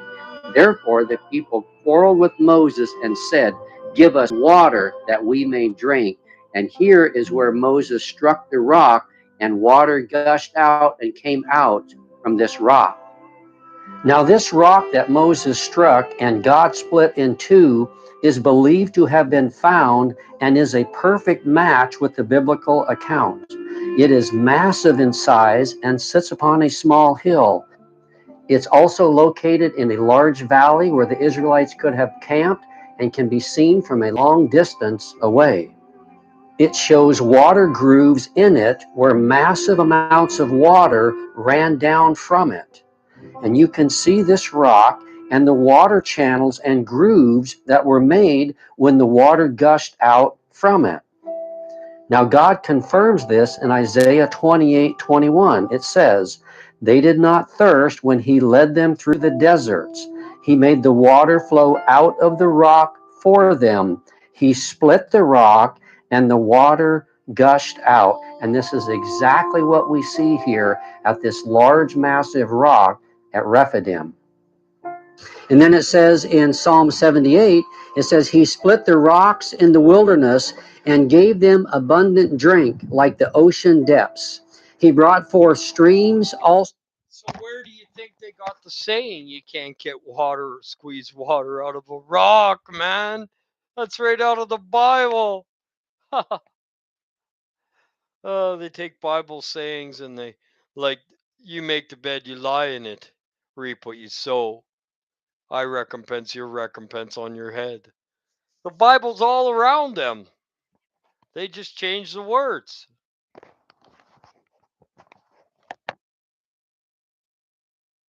From the rock and caused waters to run down like rivers.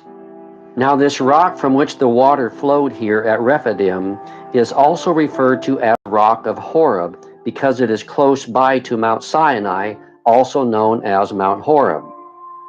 Also, while at Rephidim, the Amalekites came and fought against the Israelites. Exodus 17:8 says that, "Then Amalek came and fought against Israel at Rephidim." The Amalekites were descendants of Esau and were a people who lived south of the Dead Sea region. God supernaturally gave the Israelites victory as Moses held up his arms. When his arms got tired from being outstretched, then Aaron and Hur helped him hold up his arms. And by doing so, the Israelites were victorious over the Amalekites. Also, right by this massive rock at Rephidim, you can see what appears to be an altar that Moses erected after defeating the Amalekites and named it Jehovah Nissi, which means in Hebrew, "The Lord is our banner." This altar is located right beside the rock Moses struck where the water gushed out for the Israelites to drink. Now, there are also some other amazing discoveries in this area that are fascinating to see and give more evidence that this area was traversed by the Israelites. Ryan Morrow, who recently visited this area and produced an excellent documentary called "Finding the Mountain of Moses, the Real Mount Sinai in Saudi Arabia," says some of the following information. He says the name of Rephidim means place of rest. Hebrew inscriptions that have been found in this area have been interpreted to say place of rest, the definition of Rephidim. Closer to the mountain, inscriptions have been found that Dr. Miles Jones, a scholar of ancient Hebrew, believes are talking about the battle with the Amalekites. He says one of the inscriptions refers to the death of an Amalekite. Nearby, there are two inscriptions that Dr. Jones believes are marking where a Hebrew mother and daughter died. To go to the Jabal Nose. He said, "No, don't go there. There is military already there. If you go there, they will catch you." I said, "No problem. Let's go there." They said, "No, no, no." He asked me, he offered to me 200 real. Saudi 200 real, it means you can buy one piece of gold. And I said, "Okay, no problem. I will give you the 200 real, but you should take me to go to Jabal Nose." He said, "Okay, I will go. Let's go." And then he was driving in front of me. I'm following him, And then after that, I think around 15 to 20 minutes, He said that this one is Jabal Luz. When I look, it's nothing there. I said, no, this one is not Jabal Luz. He said to me, if you pay 100 riyal more, I will bring to you to the Jabal Luz. He's an Arab businessman. Then suddenly I said to him, look, we have a contract 200 riyal. If you want 100 riyal more, it means you broke our contract. Go to your house. I go to myself. If I found gold, I will not give it to you, anything to you. He said, no, let's go. But that times I drive myself because I know maybe way to, because already we know the directions, you know. So I'm following my way. And I will tell you, Saudi, the skies, there is no cloud because no rain, you know. But I found a big black cloud is touched the top of the mountains. So I thought maybe if I go there, place will be Jabal Luz. We are the far away, but we know the direction because it's like a signal, you know. So I'm following, but the crowd is always is moving, depends of the windy, you know. But this one is not move. He touched the top of the mountain and slowly it's coming down. It's like the cloud of pillar, you know. And then I follow. The last moment when I arrived, that mountain was Jabal Luz. Wow. So that's how you found it. Like God put a cloud there. Yeah. Wow. And then I stopped there. When I come out, suddenly on my back sunshine, but this black cloud completely covered all around the mountains. Wow. From inside, start lighting, tendering, like God appeared 3,500 years before. Wow. I was afraid, really. This is your first trip there? Yeah, first trips. Wow. And suddenly I fall down. I start to pray to God. You know, the raindrop on my body. And you know, the tender, the sound inside the mountain. Huge. You feel like earthquake also shaking the ground. I was afraid that some stone is falling down from the mountain. And tendering and writing. After that, I was afraid, you know, pray to the God, please, we are the sin, you know. You know, the more than 50 years old, you know, what I did before. So I started to think about everything is pull it out to God. And then all my family afraid to inside the car. And the Bedouin also, they afraid in the car. I pray. And suddenly I feel something, you know, very quiet. When I look, and the whole cloud is gone suddenly, and sunshine again. And Bedouin, he come to me, hey. I say, why? Maybe the writing, you ever happen something like this? And then I asked him, did you see something like this happen? He said, he's almost 80 years old. He said, I never seen all my life. Wow. And this time is not the raining season. Why is something happen like this? I say, I don't know. If this is Mount Sinai, this is very significant. Mm-hmm. So why hasn't the archaeologists gone there and investigated this? No one can enter that place, archaeological area, or no one can excavations. So up to today, even there is, looks like a Bible, the stone structure is there, and 12 stone pillar is there, and Elia cave is there. Everything is there. What is written in the Bible, 100% is there. But now the Islam people occupied here. So who can go inside? No. Nobody can inside. Since AD 610, when Islamic occupied in this area, you cannot go inside. You want to go, but you cannot. You try to apply the official visa for the excavation in this place. You think they will release visa to you? No. If the Mount Sinai was open place, like Egypt, or if the Mount Sinai was in the America or somewhere, it would be destroyed everything. Like the Jerusalem. But this one, 3,500 years, he protect himself. So many tribes, so many generations, and come and go, but he keep it long time in the desert. Nowadays, last day before the Jesus coming, very few selection people bring to show this place, to show them where is the real Mount Sinai. Let me tell you, Jesus times, he did a lot of things. Sometimes you don't know how to work, but the Jesus, when he wake up, he suddenly work. The blind, he open eyes. Dumb, he can talk. Like Nazareth, he was after die 3 days, already start smelling his body, but he come out, he alive. But you think that times all the people, they believe that Jesus? No. Who believe? Weakness peoples, child, no power peoples.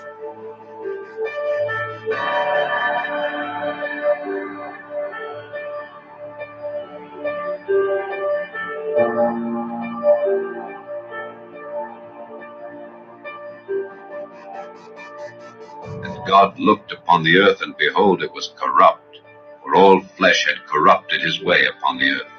And God said unto Noah, The end of all flesh is come before me, for the earth is filled with violence through them. And behold, I will destroy them with the earth. Make thee an ark of gopher wood. Rooms shalt thou make in the ark, and shalt pitch it within and without with pitch. And this is the fashion which thou shalt make it of. The length of the ark shall be 300 cubits, the breadth of it 50 cubits, and the height of it 30 cubits.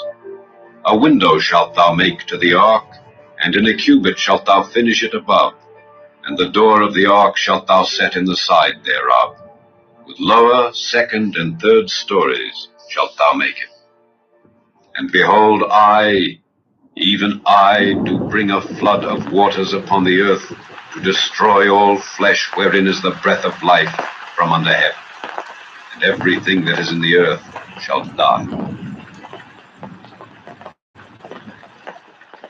Yes, I've been studying archaeology and ancient history for a long time, and Old Persian, and I'm Jewish, and I was educated in the Old Testament, and I think it's important for people to realize that archaeologists and geologists have been in the Middle East for well over 100 years using modern methods. Many of them are dedicated Christians and Jews and Muslims, all of whom believe in the Old Testament.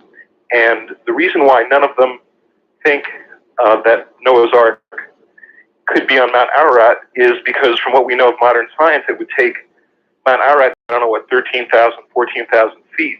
It would take such a huge flood to place an ark there that the flood would leave signs all over, virtually all over the Middle East. And there are no signs whatsoever of such a huge flood. There are small local floods in, Sumer and Eridu and Kish and places like that, but virtually no signs, no geological signs of a flood. Mr. Wyatt? Okay, I appreciate your observation there, sir. Now, we will have to agree with you on the fact that this boat could not be on Ararat for many reasons. It's a post-flood volcano. There's glaciers with the associated glacier flow, and the Bible specifies that the ark landed in mountains, plural, of Urartu, and that was quite a large empire out there. And so it is not on Mount Ararat. It's 12 miles to the south on a place called Mount Masr, or Mountain of Pain, or something to that extent. Now, as to your worldwide evidences of a flood, I will disagree with you there, sir. There is evidence of worldwide flood because of marine fossils at the Cretaceous level. Everything, and that's a roughly average of 7,000 feet around the globe. And everything above that is obviously upthrusted material. And so when you say that these people all agree, I have to agree that the predominance of people in this type of research say this. But sadly, they are quoting the textbooks that they studied in school, and they have not done field archaeology on this, or they would not say that. On June 20th, 1987, in the mountains of Ararat, Turkey officially recognized the discovery of Noah's Ark. Located on a mountainside about 15 miles south of the volcanic Mount Ararat, the remains of the massive ship were dedicated during a special ceremony. Guest of honor was Ron Wyatt due to his 10 years of research at the site. The story began in 1957 during the Cold War when aerial photos taken of eastern Turkey while searching for Soviet missile bases revealed a strange boat-shaped formation in the mountains about 6,300 feet above sea level. Life magazine reported on the story after. So, why did they find seashells on the top of all mountains? How did they get there? Did someone fly them up there? Or someone take them up there? Up to where the air levels are so thin you can't breathe? The top of mountains, sea levels were.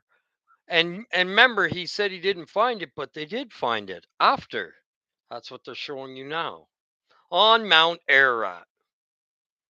This is mind-blowing.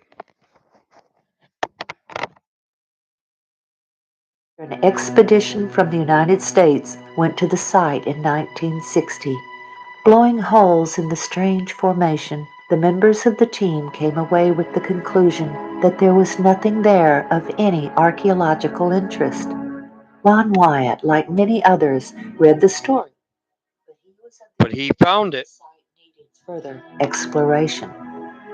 There had been many claims of seeing Noah's Ark on the volcanic Mount Ararat, but Ron knew that it was a stratovolcano, and he believed that nothing would have been able to survive there. He noted the biblical. Just wait a minute. He went back and found it. The ark rested in the 7th month, on the 17th day of the month, upon the mountains of Ararat. On Ron Wyatt's first trip to the region in 1977, he didn't know where to begin searching, and he only had 3 days in the area. We were looking at all these mountains we were going through, and Dad realized, he's like, guys, you see how rugged this place is? He said, do you know that we have no clue as to what direction to look in once we get there? And we're like, yeah, because we didn't have the map coordinates. We had nothing except the picture in the book and, you know, the area of where it was around Mount Ararat that it was taken. And so we were becoming real skeptical on whether we were going to get to see anything this trip.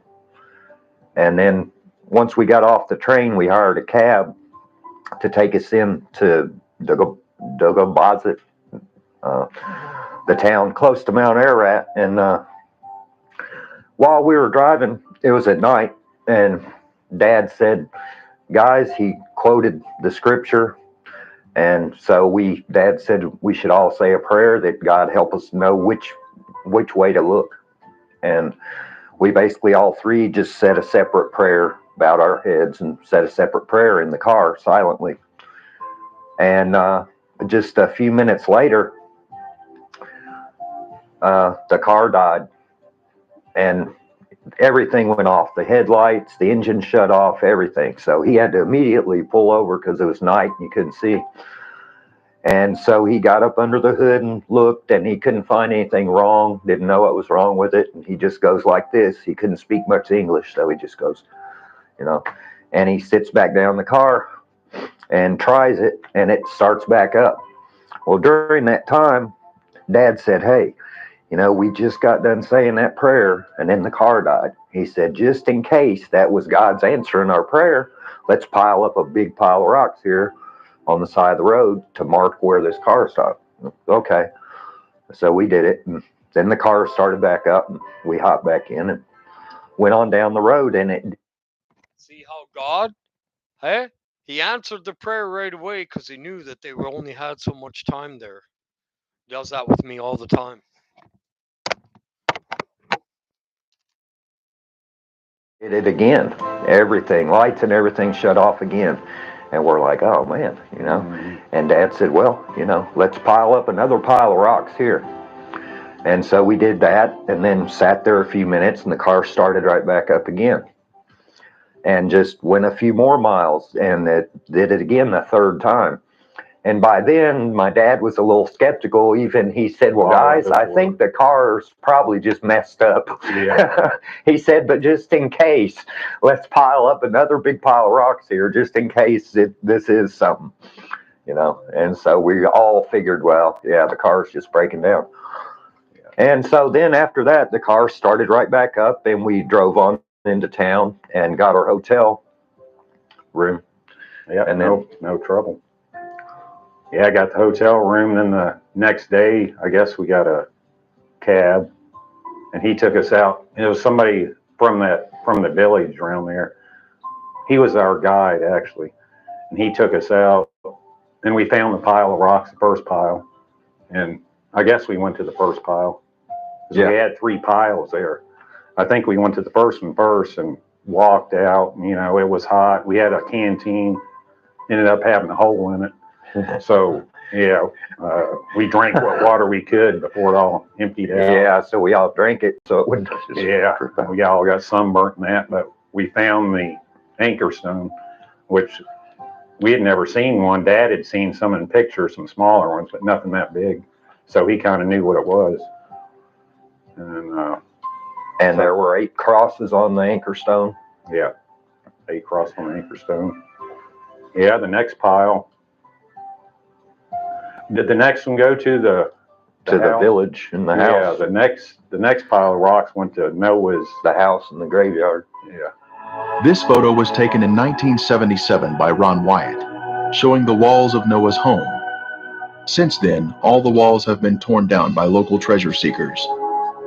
In the front yard stood this large tombstone. On the tombstone was a drawing of 8 people and a boat on a wave. The second largest person was looking downward with their eyes closed. This indicates that this was Mrs. Noah's tombstone. After Mr. Wyatt showed this to someone, that person later hired others to exhume Mrs. Noah's 18-foot sarcophagus. And then the third pile was actually Noah's Ark, which was probably the first pile. Well, yeah, because we did it because we came back from it the opposite way. And it was amazing because I had never in my life said a prayer and had an answer that definite, that quick, just knowing full well that, of course, that night we thought it was just the goosebumps. car breaking down, but the next day when we walked out and found that, we knew that it was, you know, because like I say, it was the countryside was so rough, barren. We couldn't have found that. There was no way in the world we could have found it. We didn't even know to go to the right or left side of the road, or no idea. And so we pulled up on walked the side. straight out to him. But the factor that captured his interest the most was the length given in the Life magazine story, 500 feet. Most people were looking for a 437-foot Noah's Ark based on the Hebrew cubit. But Ron again went to the Bible to learn more. And Moses was learned in all the wisdom of the Egyptians. Moses was the author of the Genesis account of the flood. He would have known the cubit of the Egyptians. The Hebrew cubit didn't come into existence until there was a Hebrew nation after Moses' death. The Encyclopedia Britannica stated, "The Egyptian cubit is generally recognized as having been the most ubiquitous or universal standard of linear measurement in the very ancient world. The royal cubit equals 20.62 inches. This would mean Noah's Ark was much longer than 437 feet. 17 years after the Life magazine article, Ron finally made the journey to Turkey. When he saw the boat-shaped object, he saw that it looked just like it did in 1960, and he knew he would need permission to excavate in order to learn anything about what was beneath the surface. So he returned home and enlisted a number of friends to help him pray for an earthquake to reveal more. In late 1978, he learned of an earthquake in eastern Turkey and returned in August of 1979. When he arrived, he was overwhelmed by what he saw. The earthquake had dropped the soil around the object, and a large crack extended the entire length. He could see what looked to him like the remains of decayed rib timbers along the now exposed sides. Also, he was able to measure the depth of the debris and measure the length. It was 515 feet, or exactly 300 Royal Egyptian cubits. He was now convinced. He carefully combed the surface, looking for evidence that it was a shipwreck. He saw what he believed were petrified structures of an ancient ship whose deck had collapsed. He saw what looked like deck joists and deck support timbers. In 1984, Ron met and became friends with Colonel Jim Irwin, the former astronaut. Colonel Irwin was searching for Noah's Ark on Mount Ararat, but he was very gracious and was interested in seeing the boat-shaped site. Ron had brought a metal detector to the site to see if there was a pattern of metal readings. In the presence of Colonel Irwin and others on his team, Ron employed the detectors. He found distinct metal lines down the entire length of the object, while no metal readings were obtained just outside of it. Ron asked Colonel Irwin, who had impressive scientific community connections, if he could have the strange specimen tested. Colonel Irwin sent the specimen to Los Alamos National Labs, where geophysicist John Baumgartner performed the analysis. The results of that analysis captured Dr. Baumgartner's interest. The specimen contained manganese, also titanium and aluminum, among others, and these were not in the form found in nature. Due to the sophistication of the metals, he questioned whether a missile had crashed on the mountainside and Ron had found the remains. The exciting evidences of the metal lines and the analysis of the specimens brought two new researchers into the work.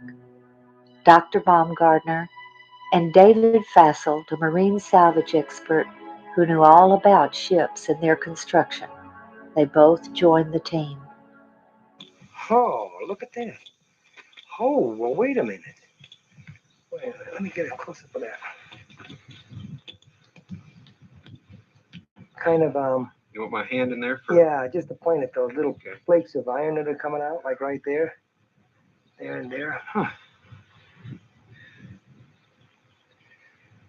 That's a strong reading. Hmm.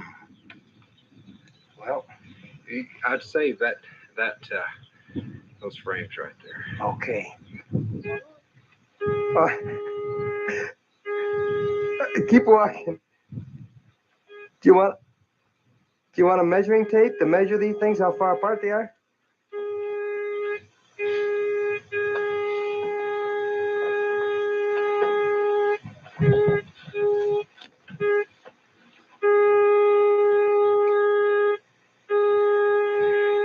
John, as a scientist,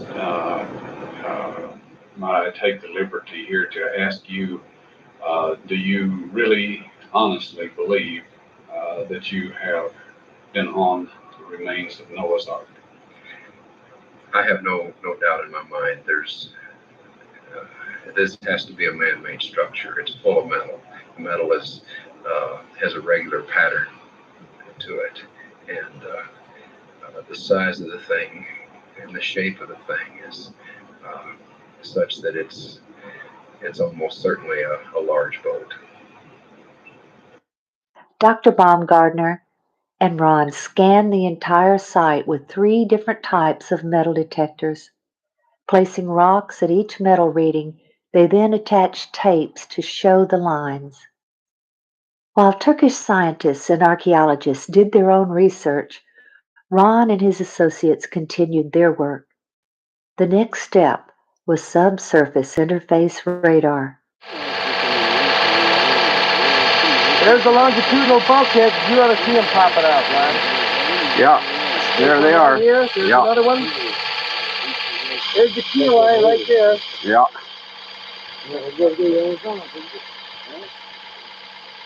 All right, the lines are there. The lines are there. Okay, we're going to walk over. Yeah. Take a look. Leave it running so everybody knows that we're not cheating here. Right? You got it. Toby. Okay. Now, this is the west bulkhead. Okay, can you look through there? And All right. this is the west bulkhead. All right. That was over there. And he walked easterly. Here we start getting our longitudinal bulkheads. Here, here, here, here, here, here, here, here. Okay. Here. You see there how it shows up? Right. The initial scans were very impressive, showing internal structure consistent with bulkheads and rooms. But to be sure they were interpreting the data correctly, Ron took the scan printouts to Geophysical Survey Systems, the developer and manufacturer of the radar. This data does not represent natural geology. It's a man-made structure. These reflections are occurring very periodic, too periodic to be random natural type interface. There was no longer any doubt that this was the remains of something man-made. In late 1986, the Turks announced their decision. The ceremony was set for June 1987. During that ceremony, the governor asked Ron to demonstrate the radar on site for the journalists and military officials. When Ron showed them a readout that he said looked like an intact timber, the governor then instructed a soldier to dig right there. What emerged was this petrified section of fossilized hand-wrought timber. Sectioning showed it to be laminated wood, 5 layers of timber glued together with pitch, clearly visible oozing from the end. It was tested at Galbraith Labs for organic carbon. The level of organic carbon was extremely high, thus proving this object was once living matter, consistent with wood. Using radar equipment, Ron Wyatt discovered an open cavity on the starboard side of the Ark. Utilizing a core drilling technique, he was able to gain access to the interior of the Ark. Stunning evidence was pulled from the belly of the ship. Using an improvised long rake device, petrified animal dung was extracted from the hull. Next, cat hair was also pulled from the cavity. Then, a petrified antler was extracted. These are all items that one would expect to find in the bottom of the Ark. The Bible tells us the antediluvians were skilled in metalworking. Tubal-Cain, an instructor of every craftsman in bronze and iron. This large metal rivet, or metal washer around a metal rod, was found by Ron Wyatt when he had taken a tour group to the site in 1991. The center rod had been struck while it was hot, causing it to flare out, holding the washer in place. Test results showed that it contained 8% aluminum metal. Aluminum metal is man-made, thus proving the site to be man-made. Skeptics have said Mr. Wyatt was lying about the testing, but was he really? When the Ark Discovery International team was at the Ark site, they used a metal detector to locate metal fittings on the Ark. This is a crescent-shaped piece of metal that had been a circular washer in its better days and was found near the bow on the port side. A portion of it tested at Galbraith Labs in Tennessee, and the results were stunning. It was 8% aluminum metal, just as Ron Wyatt's test revealed. The test additionally showed a small amount of titanium metal that is also man-made. The Ark Discovery team continued its analysis at the site and located another fitting on the starboard side. A portion of it was sent to Galbraith Labs for testing, and again, there were incredible results. It contained 8% aluminum metal, 1.3% titanium metal, plus 3.8% magnesium metal, all indicative of the Ark formation being a man-made structure. The Encyclopedia Britannica tells us, because of its chemical activity, aluminum never occurs in the metallic form in nature. These unique metal components are special markers that were left behind, which prove the site is without a doubt a man-made structure, utilizing high-tech construction techniques consistent with what we should find in Noah's Ark. Modern man didn't discover how to make aluminum metal until around 1900, but the antediluvians had this knowledge in their day. Other metal fittings were found on the port side of the deck. Our metal detector picked up metal readings where a rectangular plate was positioned on a flat plane. This plate originally had 6 rivets. One is still visible on the left side. Now we're going to come to some evidence that I believe is really strong in supporting this area as the site of Noah's Ark. In this area have been found around 30 drogue and anchor stones. As mentioned earlier, these drogue and anchor stones were used as ship stabilizers to better withstand storms and cause drag, so ships weren't driven and tossed on the oceans. Found in this area are around 30 of these drogue and anchor stones. They are found scattered along a path running from west to east. It appears as the waters were receding from the great flood, the drogue stones began hitting the land under the water, and then they were cut loose. The remaining stones are generally in the area where the ark eventually came to rest. Many of these stones have holes carved in them for connecting ropes from the ark to the stones. Some of the holes broken over the years in some of the stones. So on the tops of these stones, they had holes in them, and the ropes would go through those holes, and then they were attached to the ark. These drogue stones were continually used in ancient times after the flood and can be found in places like Israel and the Nile River in Egypt. So these drogue stones were something commonly used in ancient ship sailing, and they were used as ballast. They were used as stabilizers to keep the ship stable and to keep it headed into the waves so that it wasn't tossed to and fro on the oceans. These drogue stones are over 200 miles from the closest ocean and about 5,300 feet or 1,615 meters above sea level. They have no business being here other than that a huge ship like the Ark dropped them here. So they're a long ways from any water, and they have no business to be here other than that a large ship dropped them here. The numerous stones discovered near the Drupanar site are the largest ever discovered in the world. This would make sense as the ark was massive in size and would need extra large stones to stabilize it. Many of these stones have crosses carved on them from early Christians visiting this site, and others have crosses that are from the Crusader period from around 1200 AD. Some of the stones have 8 crosses on them, representing Noah and his family that were saved from the flood. Several of the stones have been used as grave markers as well. One of these stones has an ancient carving that appears to be the Tower of Babel. The 3 layers carved on this stone are believed to represent the 3 levels or decks of the ark as mentioned in the Bible. Another stone has unknown ancient writings on it that have yet to be interpreted and translated.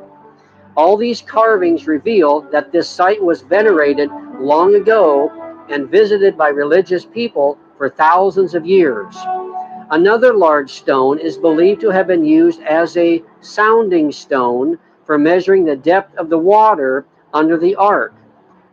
In 1990, Ron performed what he called a mini excavation, where he took shovels and bent the blades into a giant razor.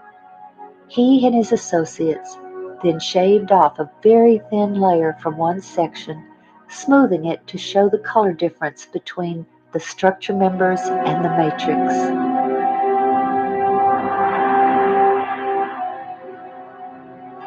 We are now standing on the middle deck of the Ark, and now pan over to the interior of the port side, where we can see 4 horizontal protrusions in a row.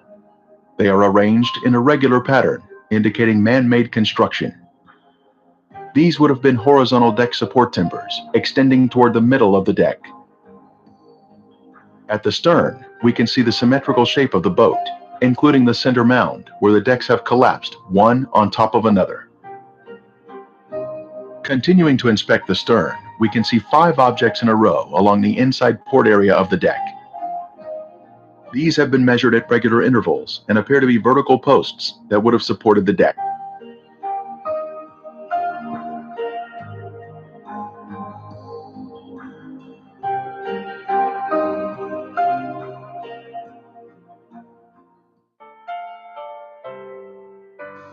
Resistivity imaging is complex and has improved greatly with the advent of more powerful computers and resistivity systems. Basically, an electrical charge is used to map underground features based on the electrical resistance of the objects under the earth. It took several days to complete the scans, and what the 3D images showed was consistent with that of a ship that had suffered a great deal of damage. After all, if it is Noah's Ark, as we all believe, it is the oldest man-made object on Earth and is impaled on a massive outcrop of rock. The scans clearly showed that this was not a natural object, and it looked like a massive shipwreck. Looking at the hull shape in 3 dimensions, the resistivity images show that the front section, which lies beneath the ground, resembles the form of a ship, which is streamlined and with the shape of a deep hull design. The resistivity values of the material forming the hull are also the same above the ground as they are beneath. This indicates that the same material makes up the entire hull shape and that this material is relatively impermeable to water. It is a hard substance which has retained its shape. Around the edge of the site are features which Ron believed to be the ribs of the ship. The scans revealed even more encouraging evidence than we could have ever asked for. They showed that the material forming these ribs continued below the ground surface and curved underneath the vessel, just as a rib timber would be expected. The electrical resistivity of the material forming the rib was more resistive than the surrounding mud, and the level of resistivity did not appear to change with depth.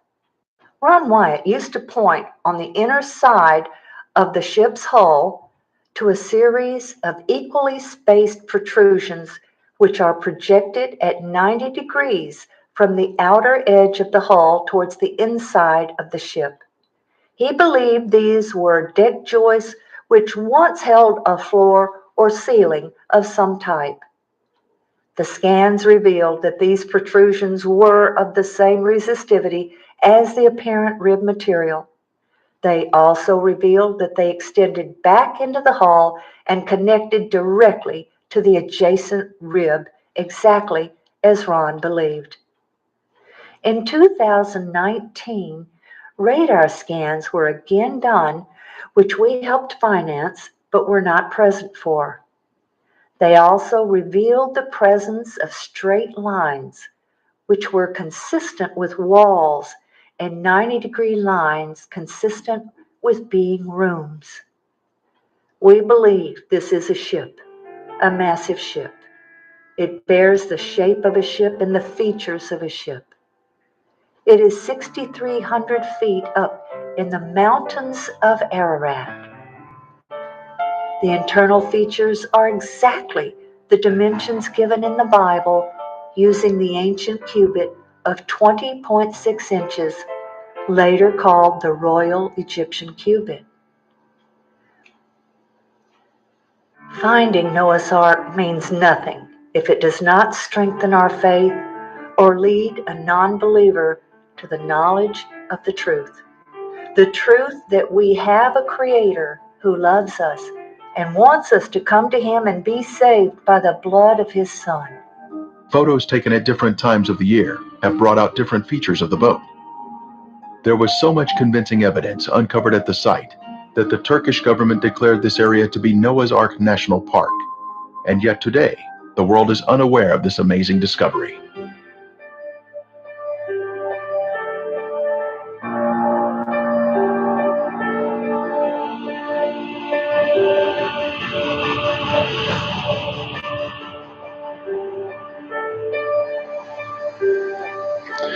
When I started praying that God would change me and do whatever was necessary in my life so that he could work in and through me to help others come to him and be saved. Things started to change. So, regardless of his doctrine, regardless of his denomination, regardless of how he viewed end-time prophecy, which is all completely different than mine, God looks at the heart. He looks at those who are humble. He reveals his secret to those who are humble and those who truly are seeking him.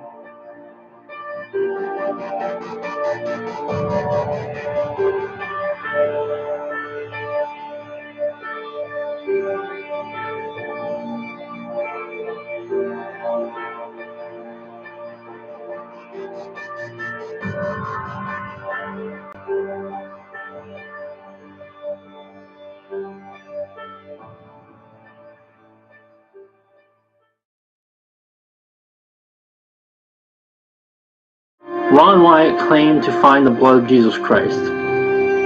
He claimed to find it in Jerusalem in an underground chamber where the garden tomb is, or Golgotha is, on the mercy seat of the Ark of the Covenant. I'm going to look at this objectively, and I'm not going to say that he absolutely did find it, but I'm going to show you several reasons that indicate that he was telling the truth. And you need to use discernment. Pray to God over this. Don't just watch it and believe everything. Actually test the spirits and see whether these things are so. Prove all things. And the earth did quake, and the rocks rent. But one of the soldiers with a spear pierced his side, and forthwith came there out blood and water. And there are three that bear witness in earth, the Spirit, and the water, and the blood. And these three agree in one. If we receive the witness of men, the witness of God is greater.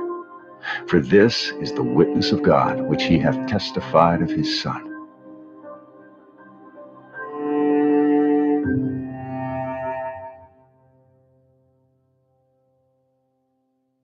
So anyway, I was walking along the cliff face behind this bus station back in this area. I was walking through there. My left hand went out without my brain doing it, and my mouth said, "That's Jeremiah's grotto and the Ark of the Covenant's in there."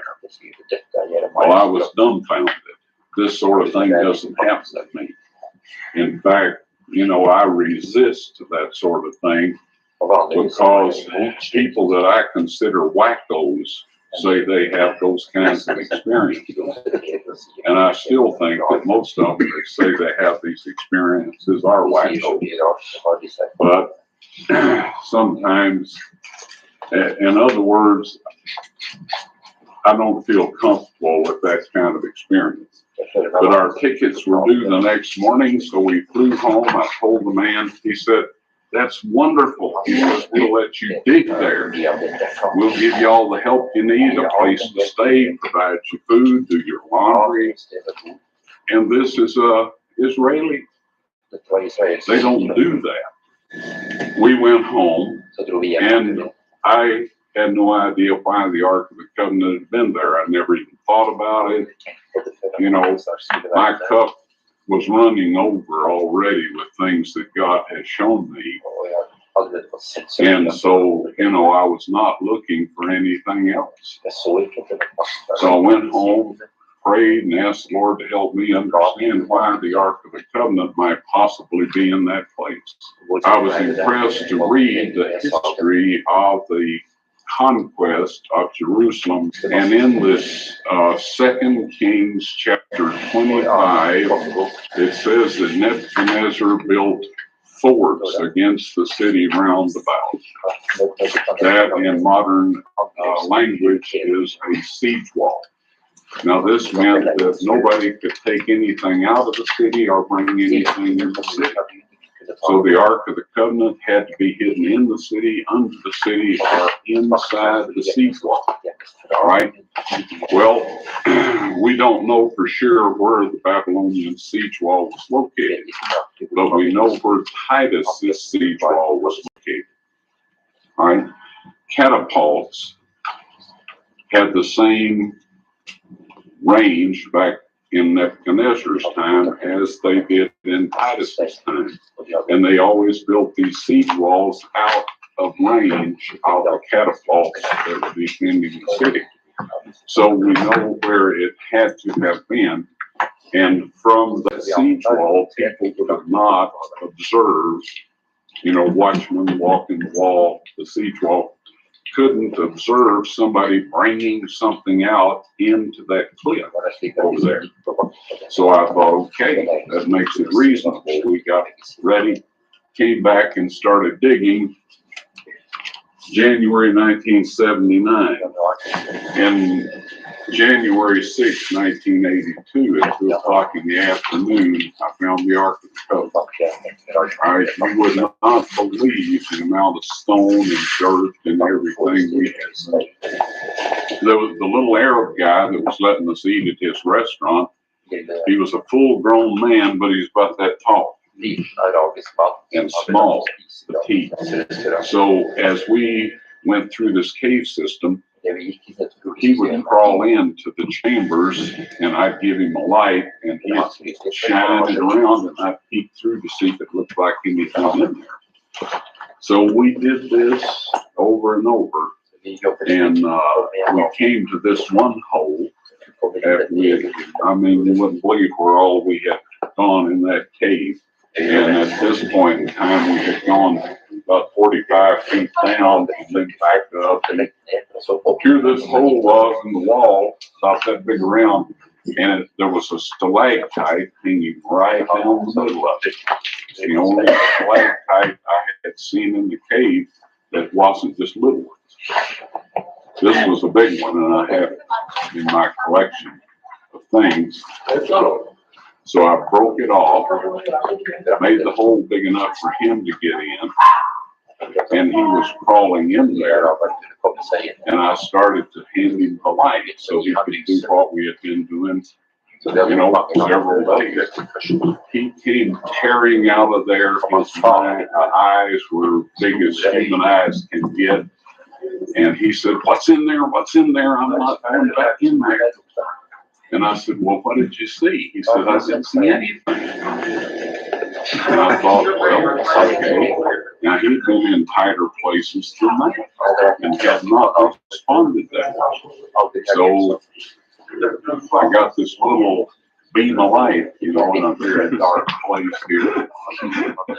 And I thought, that is divine terror. That's supernatural terror. So I figured that is either where the Ark of the Covenant is, or it's the way to get to it, one or the other. And God doesn't want this fellow to know where it is.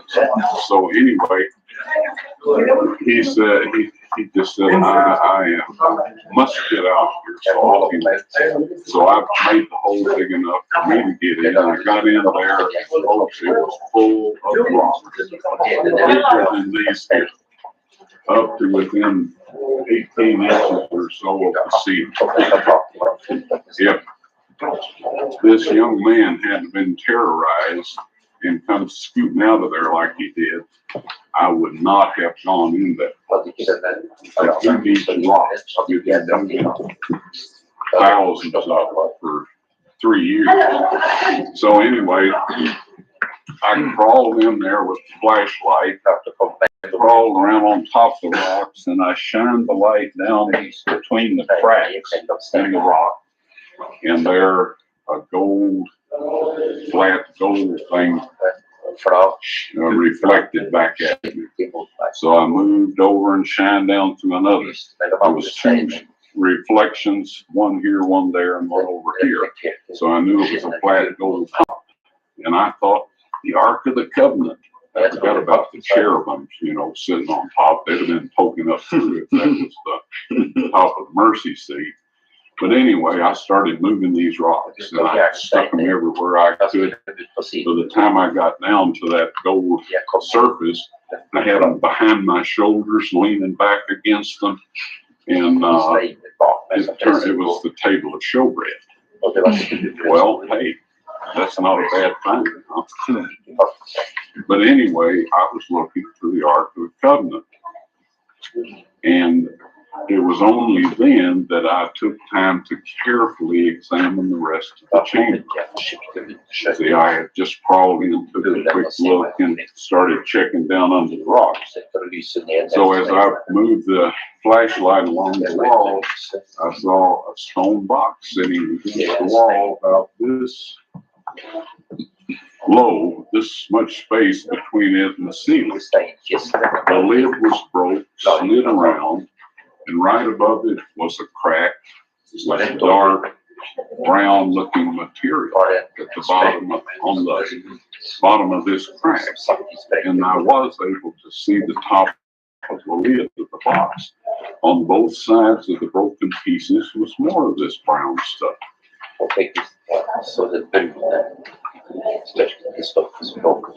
All of a sudden, I realized I was sitting in front of the Ark of the Covenant, and that Christ's blood had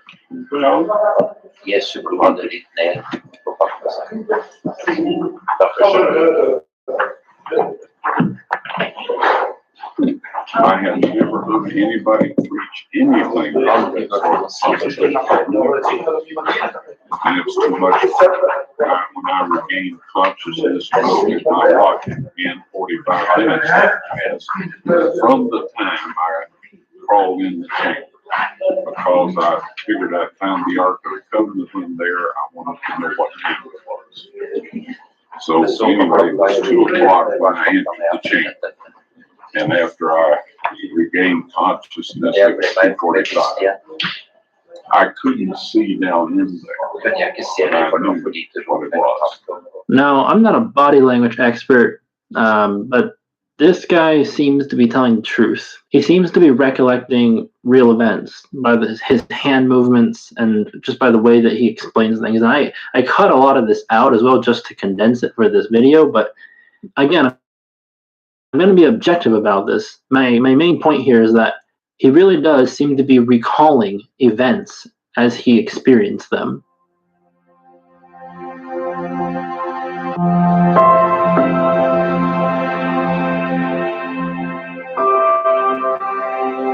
If you were to visit the Garden Tomb today in Israel, you would be able to see the tomb that Jesus Christ rose from.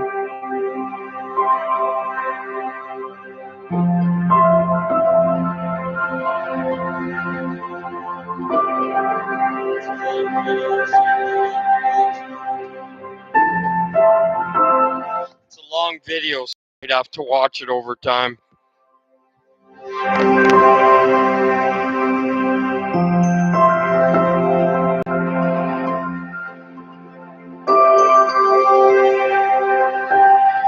You can see the skull, where the Bible describes it as Skull Hill, Golgotha.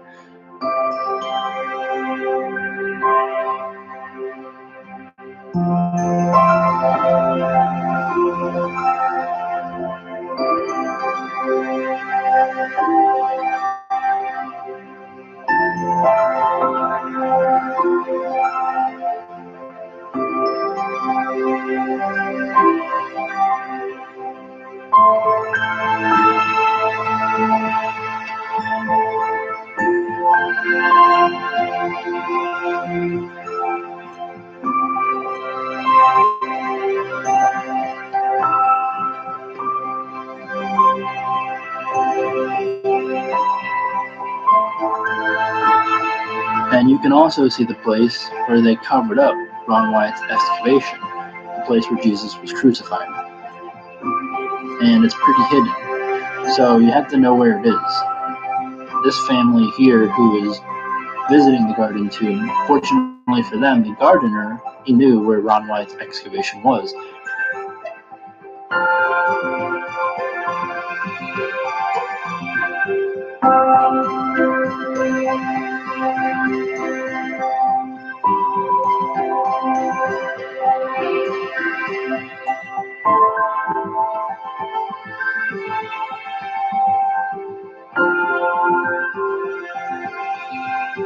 And then they met a guy who said some pretty interesting things. He was putting the puzzle pieces together and connecting the dots. So have a listen to what he has to say as well. Our prayer that we pray in the Lord's Prayer as in heaven, so on earth, this was God's desire, because he knew that we were slaves to sin. We were slaves to the slave owner at the time, and the slave owner had been, ownership had been given over to the devil. Well, when he actually was crucified, it was the innocent lamb, the lamb of God that takes away the sin of the world. Well, it says that he took his blood into the heavenly holy of holies, but also as in earth, because it says there's three witnesses in the earth: the blood, the water, and the spirit. So the blood and water came out of the side of Jesus. At the time of the crucifixion, there was a great earthquake, and the rocks were rent. And of course, you can see, if you go back there, you can see where they filled it in. But I can't, I saw it before it got filled in. And they literally filled in the cracks that came down through here. So you yourself saw. I saw it before they filled it in. And you can see it on the other side where they did fill it in. But the crack comes down here, and the crack came down, and it was right at the base of the cross. And so then after Jesus had died, the Spirit, out came blood and water, poured down, and it dropped onto the mercy seat. Right. Exactly. So then, you've been to Zedekiah's tunnel or caves or whatever in there and everything? I know essentially where it is. How to get in. So that's two things we wanted to do today was come here and see this and go to his tunnel and kind of just see. We don't want to obviously try to find it, but because you actually saw Ron Wyatt and met him. Yeah. What was your name? Robert. I mean, it was 30 years ago. Really? Wow. And so I was just sitting across the table. I was a proud young kid, and I talked to him for a while, and then I realized how stupid I am, because when you're in the presence of somebody who's humble, and then your pride gets really shown for what it is. And so anyway, I was pretty. So so it's underneath us. This is the Ark of the Covenant, and why people don't understand that. They don't. I guess they don't understand the covenant. They don't understand the blood. They don't understand what God was doing. Right. The reason we have the freedom and the spirit that we have is because the blood's down on the ark. It was supposed to anoint the ark. I know. And that's what made it so that we can have the spirit, because it's holy. I heard that they sent 6 people in to try to pull that out of there. Yeah, and they died. Right. Do you know why? They weren't allowed to be in there yet. Papa said no. But do you know why? Well, then they're more. They would profane the ark. Yeah. Well, what's profaning the ark? Well, what's on the ark? What's on there? The blood is. What's the blood doing? It's speaking a better thing than that of evil.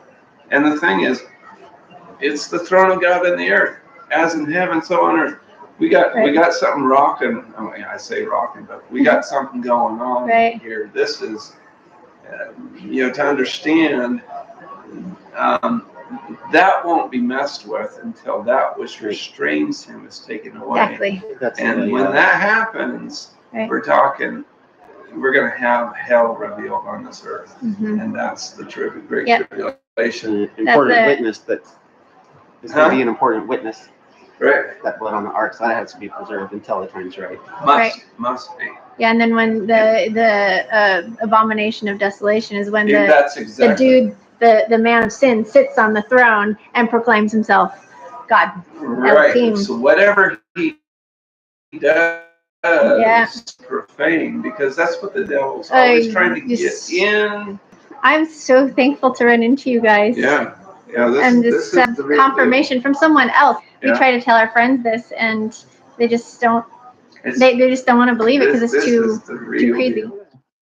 So if you're wondering why they're so interested in Zedekiah's cave, it's because Ron Wyatt found the entrance. There's an actual tunnel that'll take you right to the Ark of the Covenant chamber, and it's sealed off right now because Israel sealed it off. And then you can also see a wall that Ron Wyatt is standing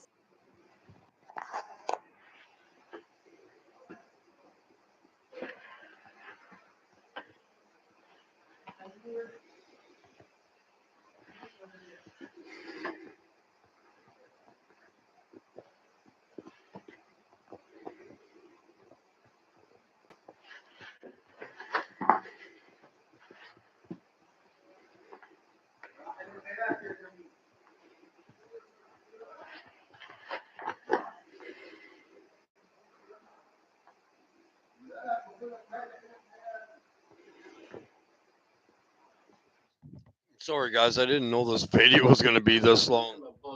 That was recently published with all of Ron Wyatt's discoveries, and apparently on this gold detector test that they did at the Garden Tomb. In 2016, 36 tests were done using a directional metal detector in order to confirm the Ark of the Covenant. Prior to conducting these tests, the detector was tested to see if it could detect a gold coin about 15 feet away, and next to try and detect an 8-inch 18-karat gold chain about 10 feet away. In both cases, the detector pointed to these objects without failure. Over the course of several days, the detector was used in front of the cutouts in the rock of the crucifixion site of Christ that we had mentioned earlier. Below this area should be the Ark of the Covenant. But could a detector pick up a reading for gold and the Ark at a depth of 50 feet, then at 45-degree angles, then over to each side? In every test result, the detector pointed to the correct location of the Ark. After receiving these readings, the detector was positioned over the spot that should be the center of where the detector had been pointing. When placed over this spot, the detector began to spin, meaning the gold is directly below. This was still another confirmation. When moved away from this spot several feet, it would point back to where the Ark should be. It repeated this time after time without failure. The idea then came that the detector should get a real workout. How about trying it from 65 and 100 feet, respectively, from 3 different directions? Could the detector still find the Ark? First, it was positioned at the overlook for Skull Hill, that is a raised platform and about 100 feet from where the Ark should be. Amazingly, it once again pointed to the Ark. Next, it was positioned 65 feet directly out from the rock face, and once again it pointed to the Ark. Finally, it was positioned 100 feet toward the entrance to the Garden Tomb grounds, and once again it pointed to the Ark. In order to get these long-distance test results, there would have to be a large amount of gold in that location. All in all, there were 36 test results. Every test that was done with the detector confirmed there was gold in the direction of the Ark as reported by the late Ron Wyatt. There were no tests that contradicted this site. End quote. So you can see it's starting to spin because the guy is going over that spot again. And whenever this guy goes over that spot, it spins. And whenever he's not at that spot, it points back to that spot. Now, I have to admit, this was one of the most difficult things to research out of all the stuff that I've looked into when it comes to Ron Wyatt, because these metal detectors, or as they're more properly known as frequency detectors, have a lot of fake. From the opening shot, it was on the right-hand side of the back. If the camera was central, that I'm familiar with, all right? In Aaron's case, for the first time, around in the evenings, flicking through the TV channels. Okay, the last part of it right here. The blood of Jesus.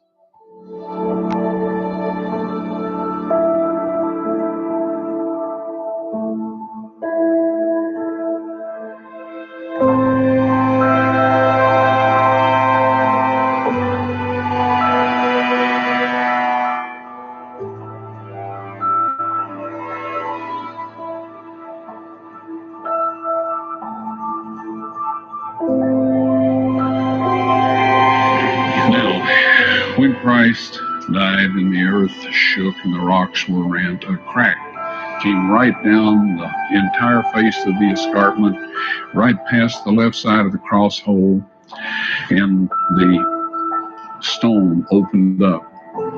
Down below, 20 feet below, God had arranged for the Ark of the Covenant with its mercy seat, if you please, his earthly throne, to be positioned right down there 600 years before in 586 BC when the Babylonian army destroyed the city. When the centurion stuck his spear in Christ's spleen and probably left ventricle to make sure he was dead before he gave the body to Joseph of Arimathea, when he pulled that spear out, the separated platelets and serum of the blood of the Son of God gushed out, went down through that crack onto the mercy seat. And that ratified the old covenant and the new covenant. The fourth trip I made into this chamber, it was spotless. The furnishings were set in perfect order. The Ark of the Covenant, however, had been placed against the wall, the end of the cave. The end of the cave was a beautiful crystal radiating the colors of the rainbow. Now, I know New Age and all that goes in for rainbows, so do homosexuals and all of that. But God used it first, all right? It's around his throne, and it's around his earthly throne. Now, there's no veil in this setup. So it is the earthly, it's God's temple on earth, or his residence where he once dwelt. And anyway, when I found it like this, there were 4 young men standing in there. And I started to say, you know, what are you doing here? And I froze. I couldn't move, couldn't breathe, couldn't do anything. One of the people said, we are the 4 angels that have been taking care of the ark since Moses put the tables of stone in it, right? And they instructed me to set up my video camera with the tripod, aim it at the Ark of the Covenant, and they went over, lifted the mercy seat up. I don't know how heavy it is. I've never tried to lift it, but it's solid gold. And the angel said, take the tables of stone out of there. God wants everyone to see those. I took them out. All right. They put the mercy seat back down over the Ark of the Covenant. I backed away a little bit. Listen to his voice. Stone, put them on the He's almost ready to cry. chamber. And I was then instructed to take a sample of the blood from the mercy seat, have that analyzed, and I did everything the angel told me to do.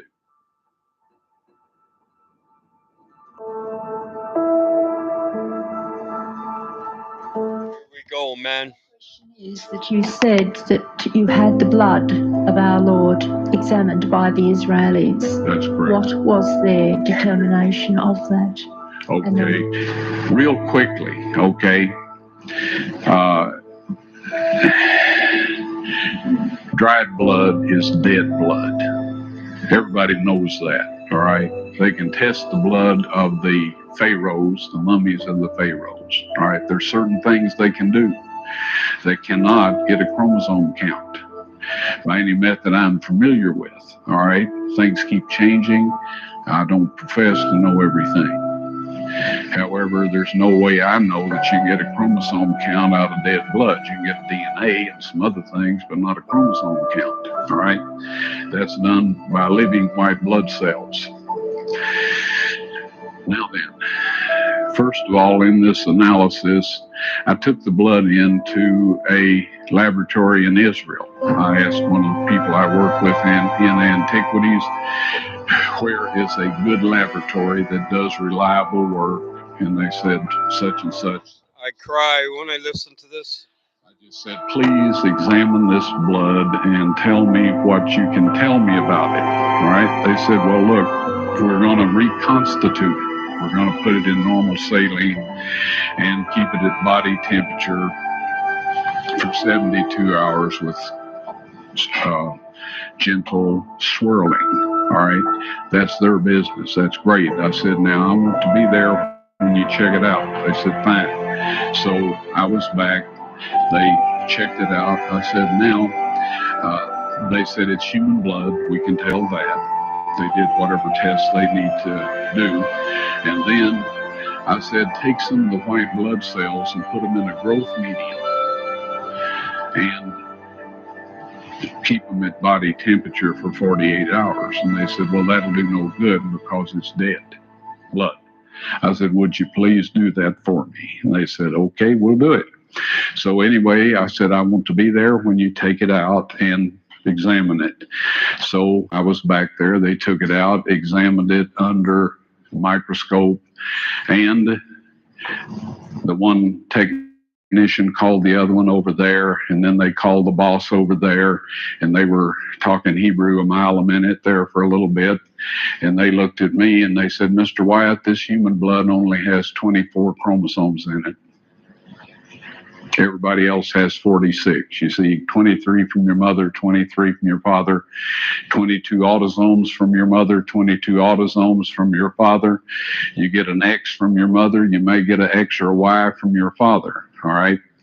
This blood had 23 chromosomes from the mother's side, one Y chromosome only. You see, the child could not have developed if they hadn't had the autosomes from the mother. So all of his physical characteristics were determined by his mother's side of the family, her autosomes. His maleness was determined by this one Y that came from a source, not a human male. Then they said, this blood is alive. And then they said, whose blood is this?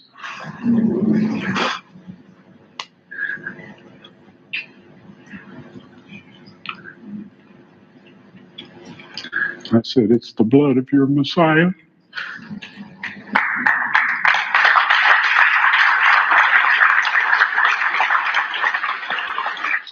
That's truth. And I assure you, those men's lives have changed. In God's appointed time, you will be able to see the proof for yourself. Now, a lot of people who see this will, out of emotion, say, yes, he has to be telling the truth. And I do think he is telling the truth.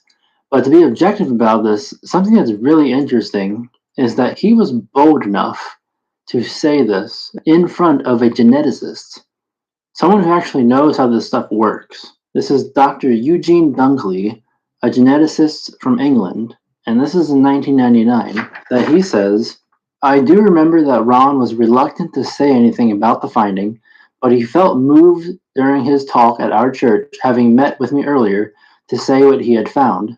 He knew that I would have some knowledge of the field, and if in fact he thought it was dodgy, he would not have said anything because he knew that I would be one of the few people able to pick it apart. He said in his sermon, knowing that I would understand it, and I feel to this day that God moved on him to do so, that the finding would be spoken of and would stand the test. This convinces me that Ron is right. This geneticist, after hearing Ron go through those details, and those details, that process of gentle swirling and reconstituting the blood or whatever he said, who's going to make that up and fool a geneticist? Now, what's also interesting, and then this is pretty much one of the last things I'm going to talk about in regards to Ron Wyatt, and then we're going to get back into the Bible. Two people who knew Ron Wyatt, they figured out the lab where he got this tested at. And they went to that lab with a letter from that geneticist asking to see these tests. Let me read this to you. My understanding hopefully will not add to the confusion, as Bill Fry and I did follow up at what we believed was the testing facility in Jerusalem around 2003. There was a particular gentleman in Jerusalem that we knew worked with Wyatt. We would not divulge his name as we do not want 10K people calling on him, that provided him with information regarding a testing facility. We had come to Jerusalem with a letter from a Dr. Eugene Dunkley, who was as well interested in reviewing the test results. At the facility, which shall also remain anonymous for the same reasons, we were confronted with an eerie silence. Bill and I both noticed, from the nonverbal communication, that no one dared to speak to us concerning the supposed testing. You know how when you confront your kids about something they've done, and they give you that look, guilty as charged, with not a word spoken? We knew, someone there knew something, but nobody dared say a word. These two people who worked with Ron Wyatt closely. That stuff doesn't matter. Whatever he says there, it's been concluded that that's Jesus Christ's blood. Okay? That's why he said in the Bible, the life is in the blood. That's one of the reasons why. It's a very long 3 hours. I didn't realize it was. And you see all the people of Satan coming in, trying to avert that, the truth. This is a snake bite. How you doing? Yeah, this is a long 3 hour video that has to be watched from the beginning. If you haven't watched it from the beginning, it might take you a couple segments, right? Yeah, well, that's the stuff I studied. Okay? I already knew all of that. Okay? But it's good to put it all into one because one man, God used one man to find all that. And nobody believes in one man. You always got to have witnesses in the world today. But those one men do have witnesses. And I have witnesses too of what this channel's of. And I believe in the life is in the blood. And Jesus knew they were going to find it. He knew it. He knows everything. These are boomer stories that build your faith. That's what this channel is. It's a faith building channel to edify and lift you up for your faith, to help your faith grow like a tree grows and sprout out.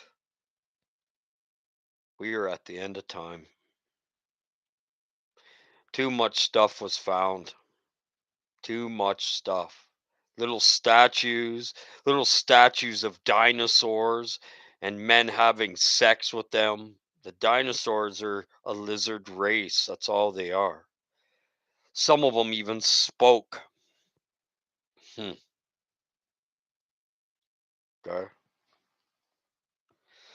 So I'm about truth, love, and faith. That's what this is built on. God's rock.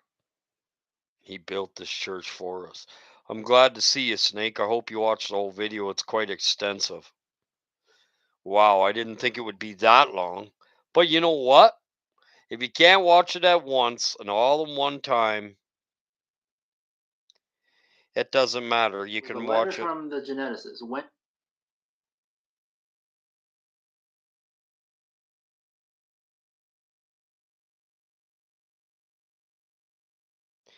They erased it after that, the place where it was tested and everything.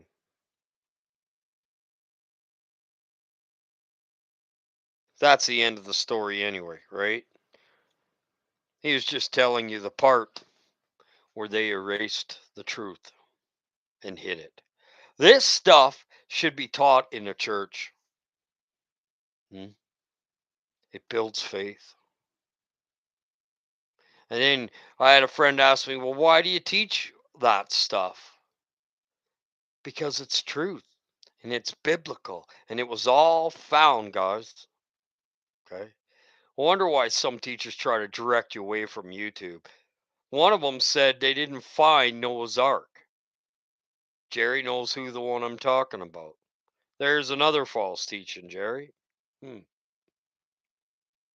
How many things do I got to show to confirm there isn't very many people with all the truths that come out what the Lord puts on this channel? It's not me, it's the Lord giving it to this channel.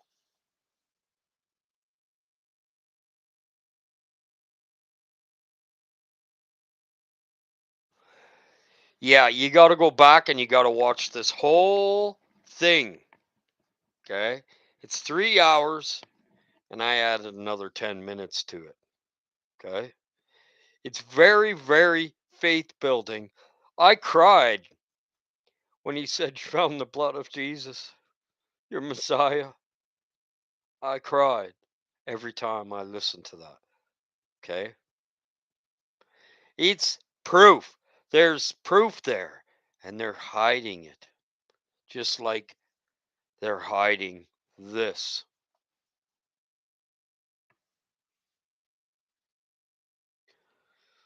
That's what we live in. Anybody hiding that? rapture, yelling out fake rapture. I put another at the beginning of this video about that. They're hiding God. Even the Christians, 80% of them. Remember when he said there's 50, God, will you save it? And he went all the way down to 10. God said yes. And when he turned, he told him to get out, him and Lot. And he destroyed it. Because there wasn't even 10. Wow. Go to think the remnant on this earth. Anyways, God uses people for certain things. And sometimes it's one man. And they won't see him. I'm not giving any glory to myself. I'm a Jeremiah. One man. Giving out so many truths. And living for truth for you guys. Serving my God to the best ability I can. It's serving you with truth, not stories made up. Everything, even Snake knows, everything I back up with scripture or pictures. The destroyer, pictures. The sun and the moon, pictures. She, wisdom, biblical. All of it comes from the Bible. And these people cannot read the Bible. And the Lord has given me that ability. And I give all the glory to Him. One day I'm going to be gone soon because of all the information I know, guys. I'm not going to be here to give you those truths. But the Lord's given them to you anyway. Regardless, if I was gone tomorrow, you guys will continue in that work. That's what this is about. There's a baton that's passed. I don't care your age. If I died tomorrow, that baton will be passed to one of you guys. Okay? In the end, God wins. God's won me over. And I'm like David. I'm after his heart. And I ain't stopping. I don't like this world. Okay? But I love you guys. And I don't do this for any gain. Okay? There's no gain. Do not pay me. Snakebite, did you get my Rumble channel yet? Trying to get people on to Rumble as quick as I can. So it's an app and it's called Harbingers of Jesus Christ. Let me just show you.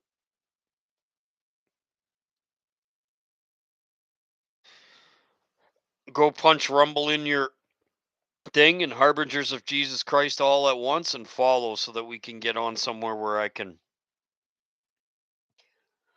No, our flesh is a snake, the Nakash. It's not made in the likeness and image of. This is Jew. This is snake. Okay? I bruised thy heel from crushing thy head. How did he bruise it, Jesus' heel? By planting his seed, semen, literally in the Bible, and having a child through supplication. I can't say that word. When a woman's pregnant by two different mans, what is it called? According to Time, superfecundation twins. When a woman has intercourse with two different men in a short period of time while ovulating, it's possible for both men to impregnate her separately.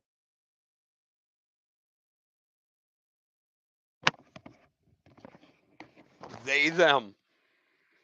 Were of he, him. He gave me a child from they.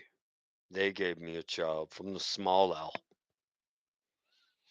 And Abel is from the big L. Get it? And Seth was in the replacement of, means replacement of. Satan had a jump on us. So you can think on this earth, is there 10 in your city? It was a whole city, and there wasn't even 10. Insane, eh? So God uses one person for some things because nobody listens. He puts that person out there on a YouTube channel and everybody throws stones at him. Those stones are coming back. And I pray that they don't come back. I pray you come back. That's what I pray for. I don't pray Godspeed on anybody. Anybody's welcome back in my channel. I love them.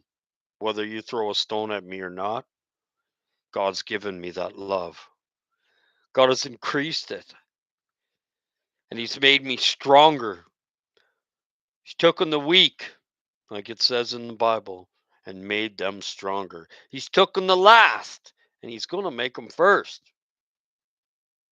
I am the least of the church. I can guarantee you that. I don't have to just tell you that. I can guarantee that. And that's all I need to say about that, because I don't boast on myself. That only gets you in trouble. I've been through a period. I went through tribulation of pride, and it was long, just like my sexual part of me, my lust. I went through that, and it was long. And if anybody can live through the tribulation I did, and endure it, and do all that you can to stand, and fight the good fight of faith, you will make it into the heaven of God. And endure, they all mean the same. Layers, but meaning the same.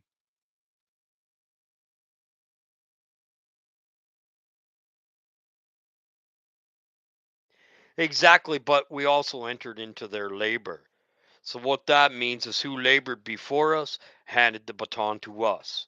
Now we're going to hand that baton to the ones that are coming behind us. Which ones ever, if we do have a behind.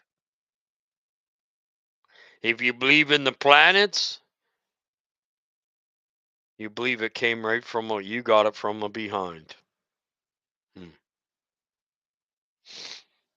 All right, guys. I love you guys. And yeah, we'll be on tomorrow morning at 10 a.m. Mountain Time.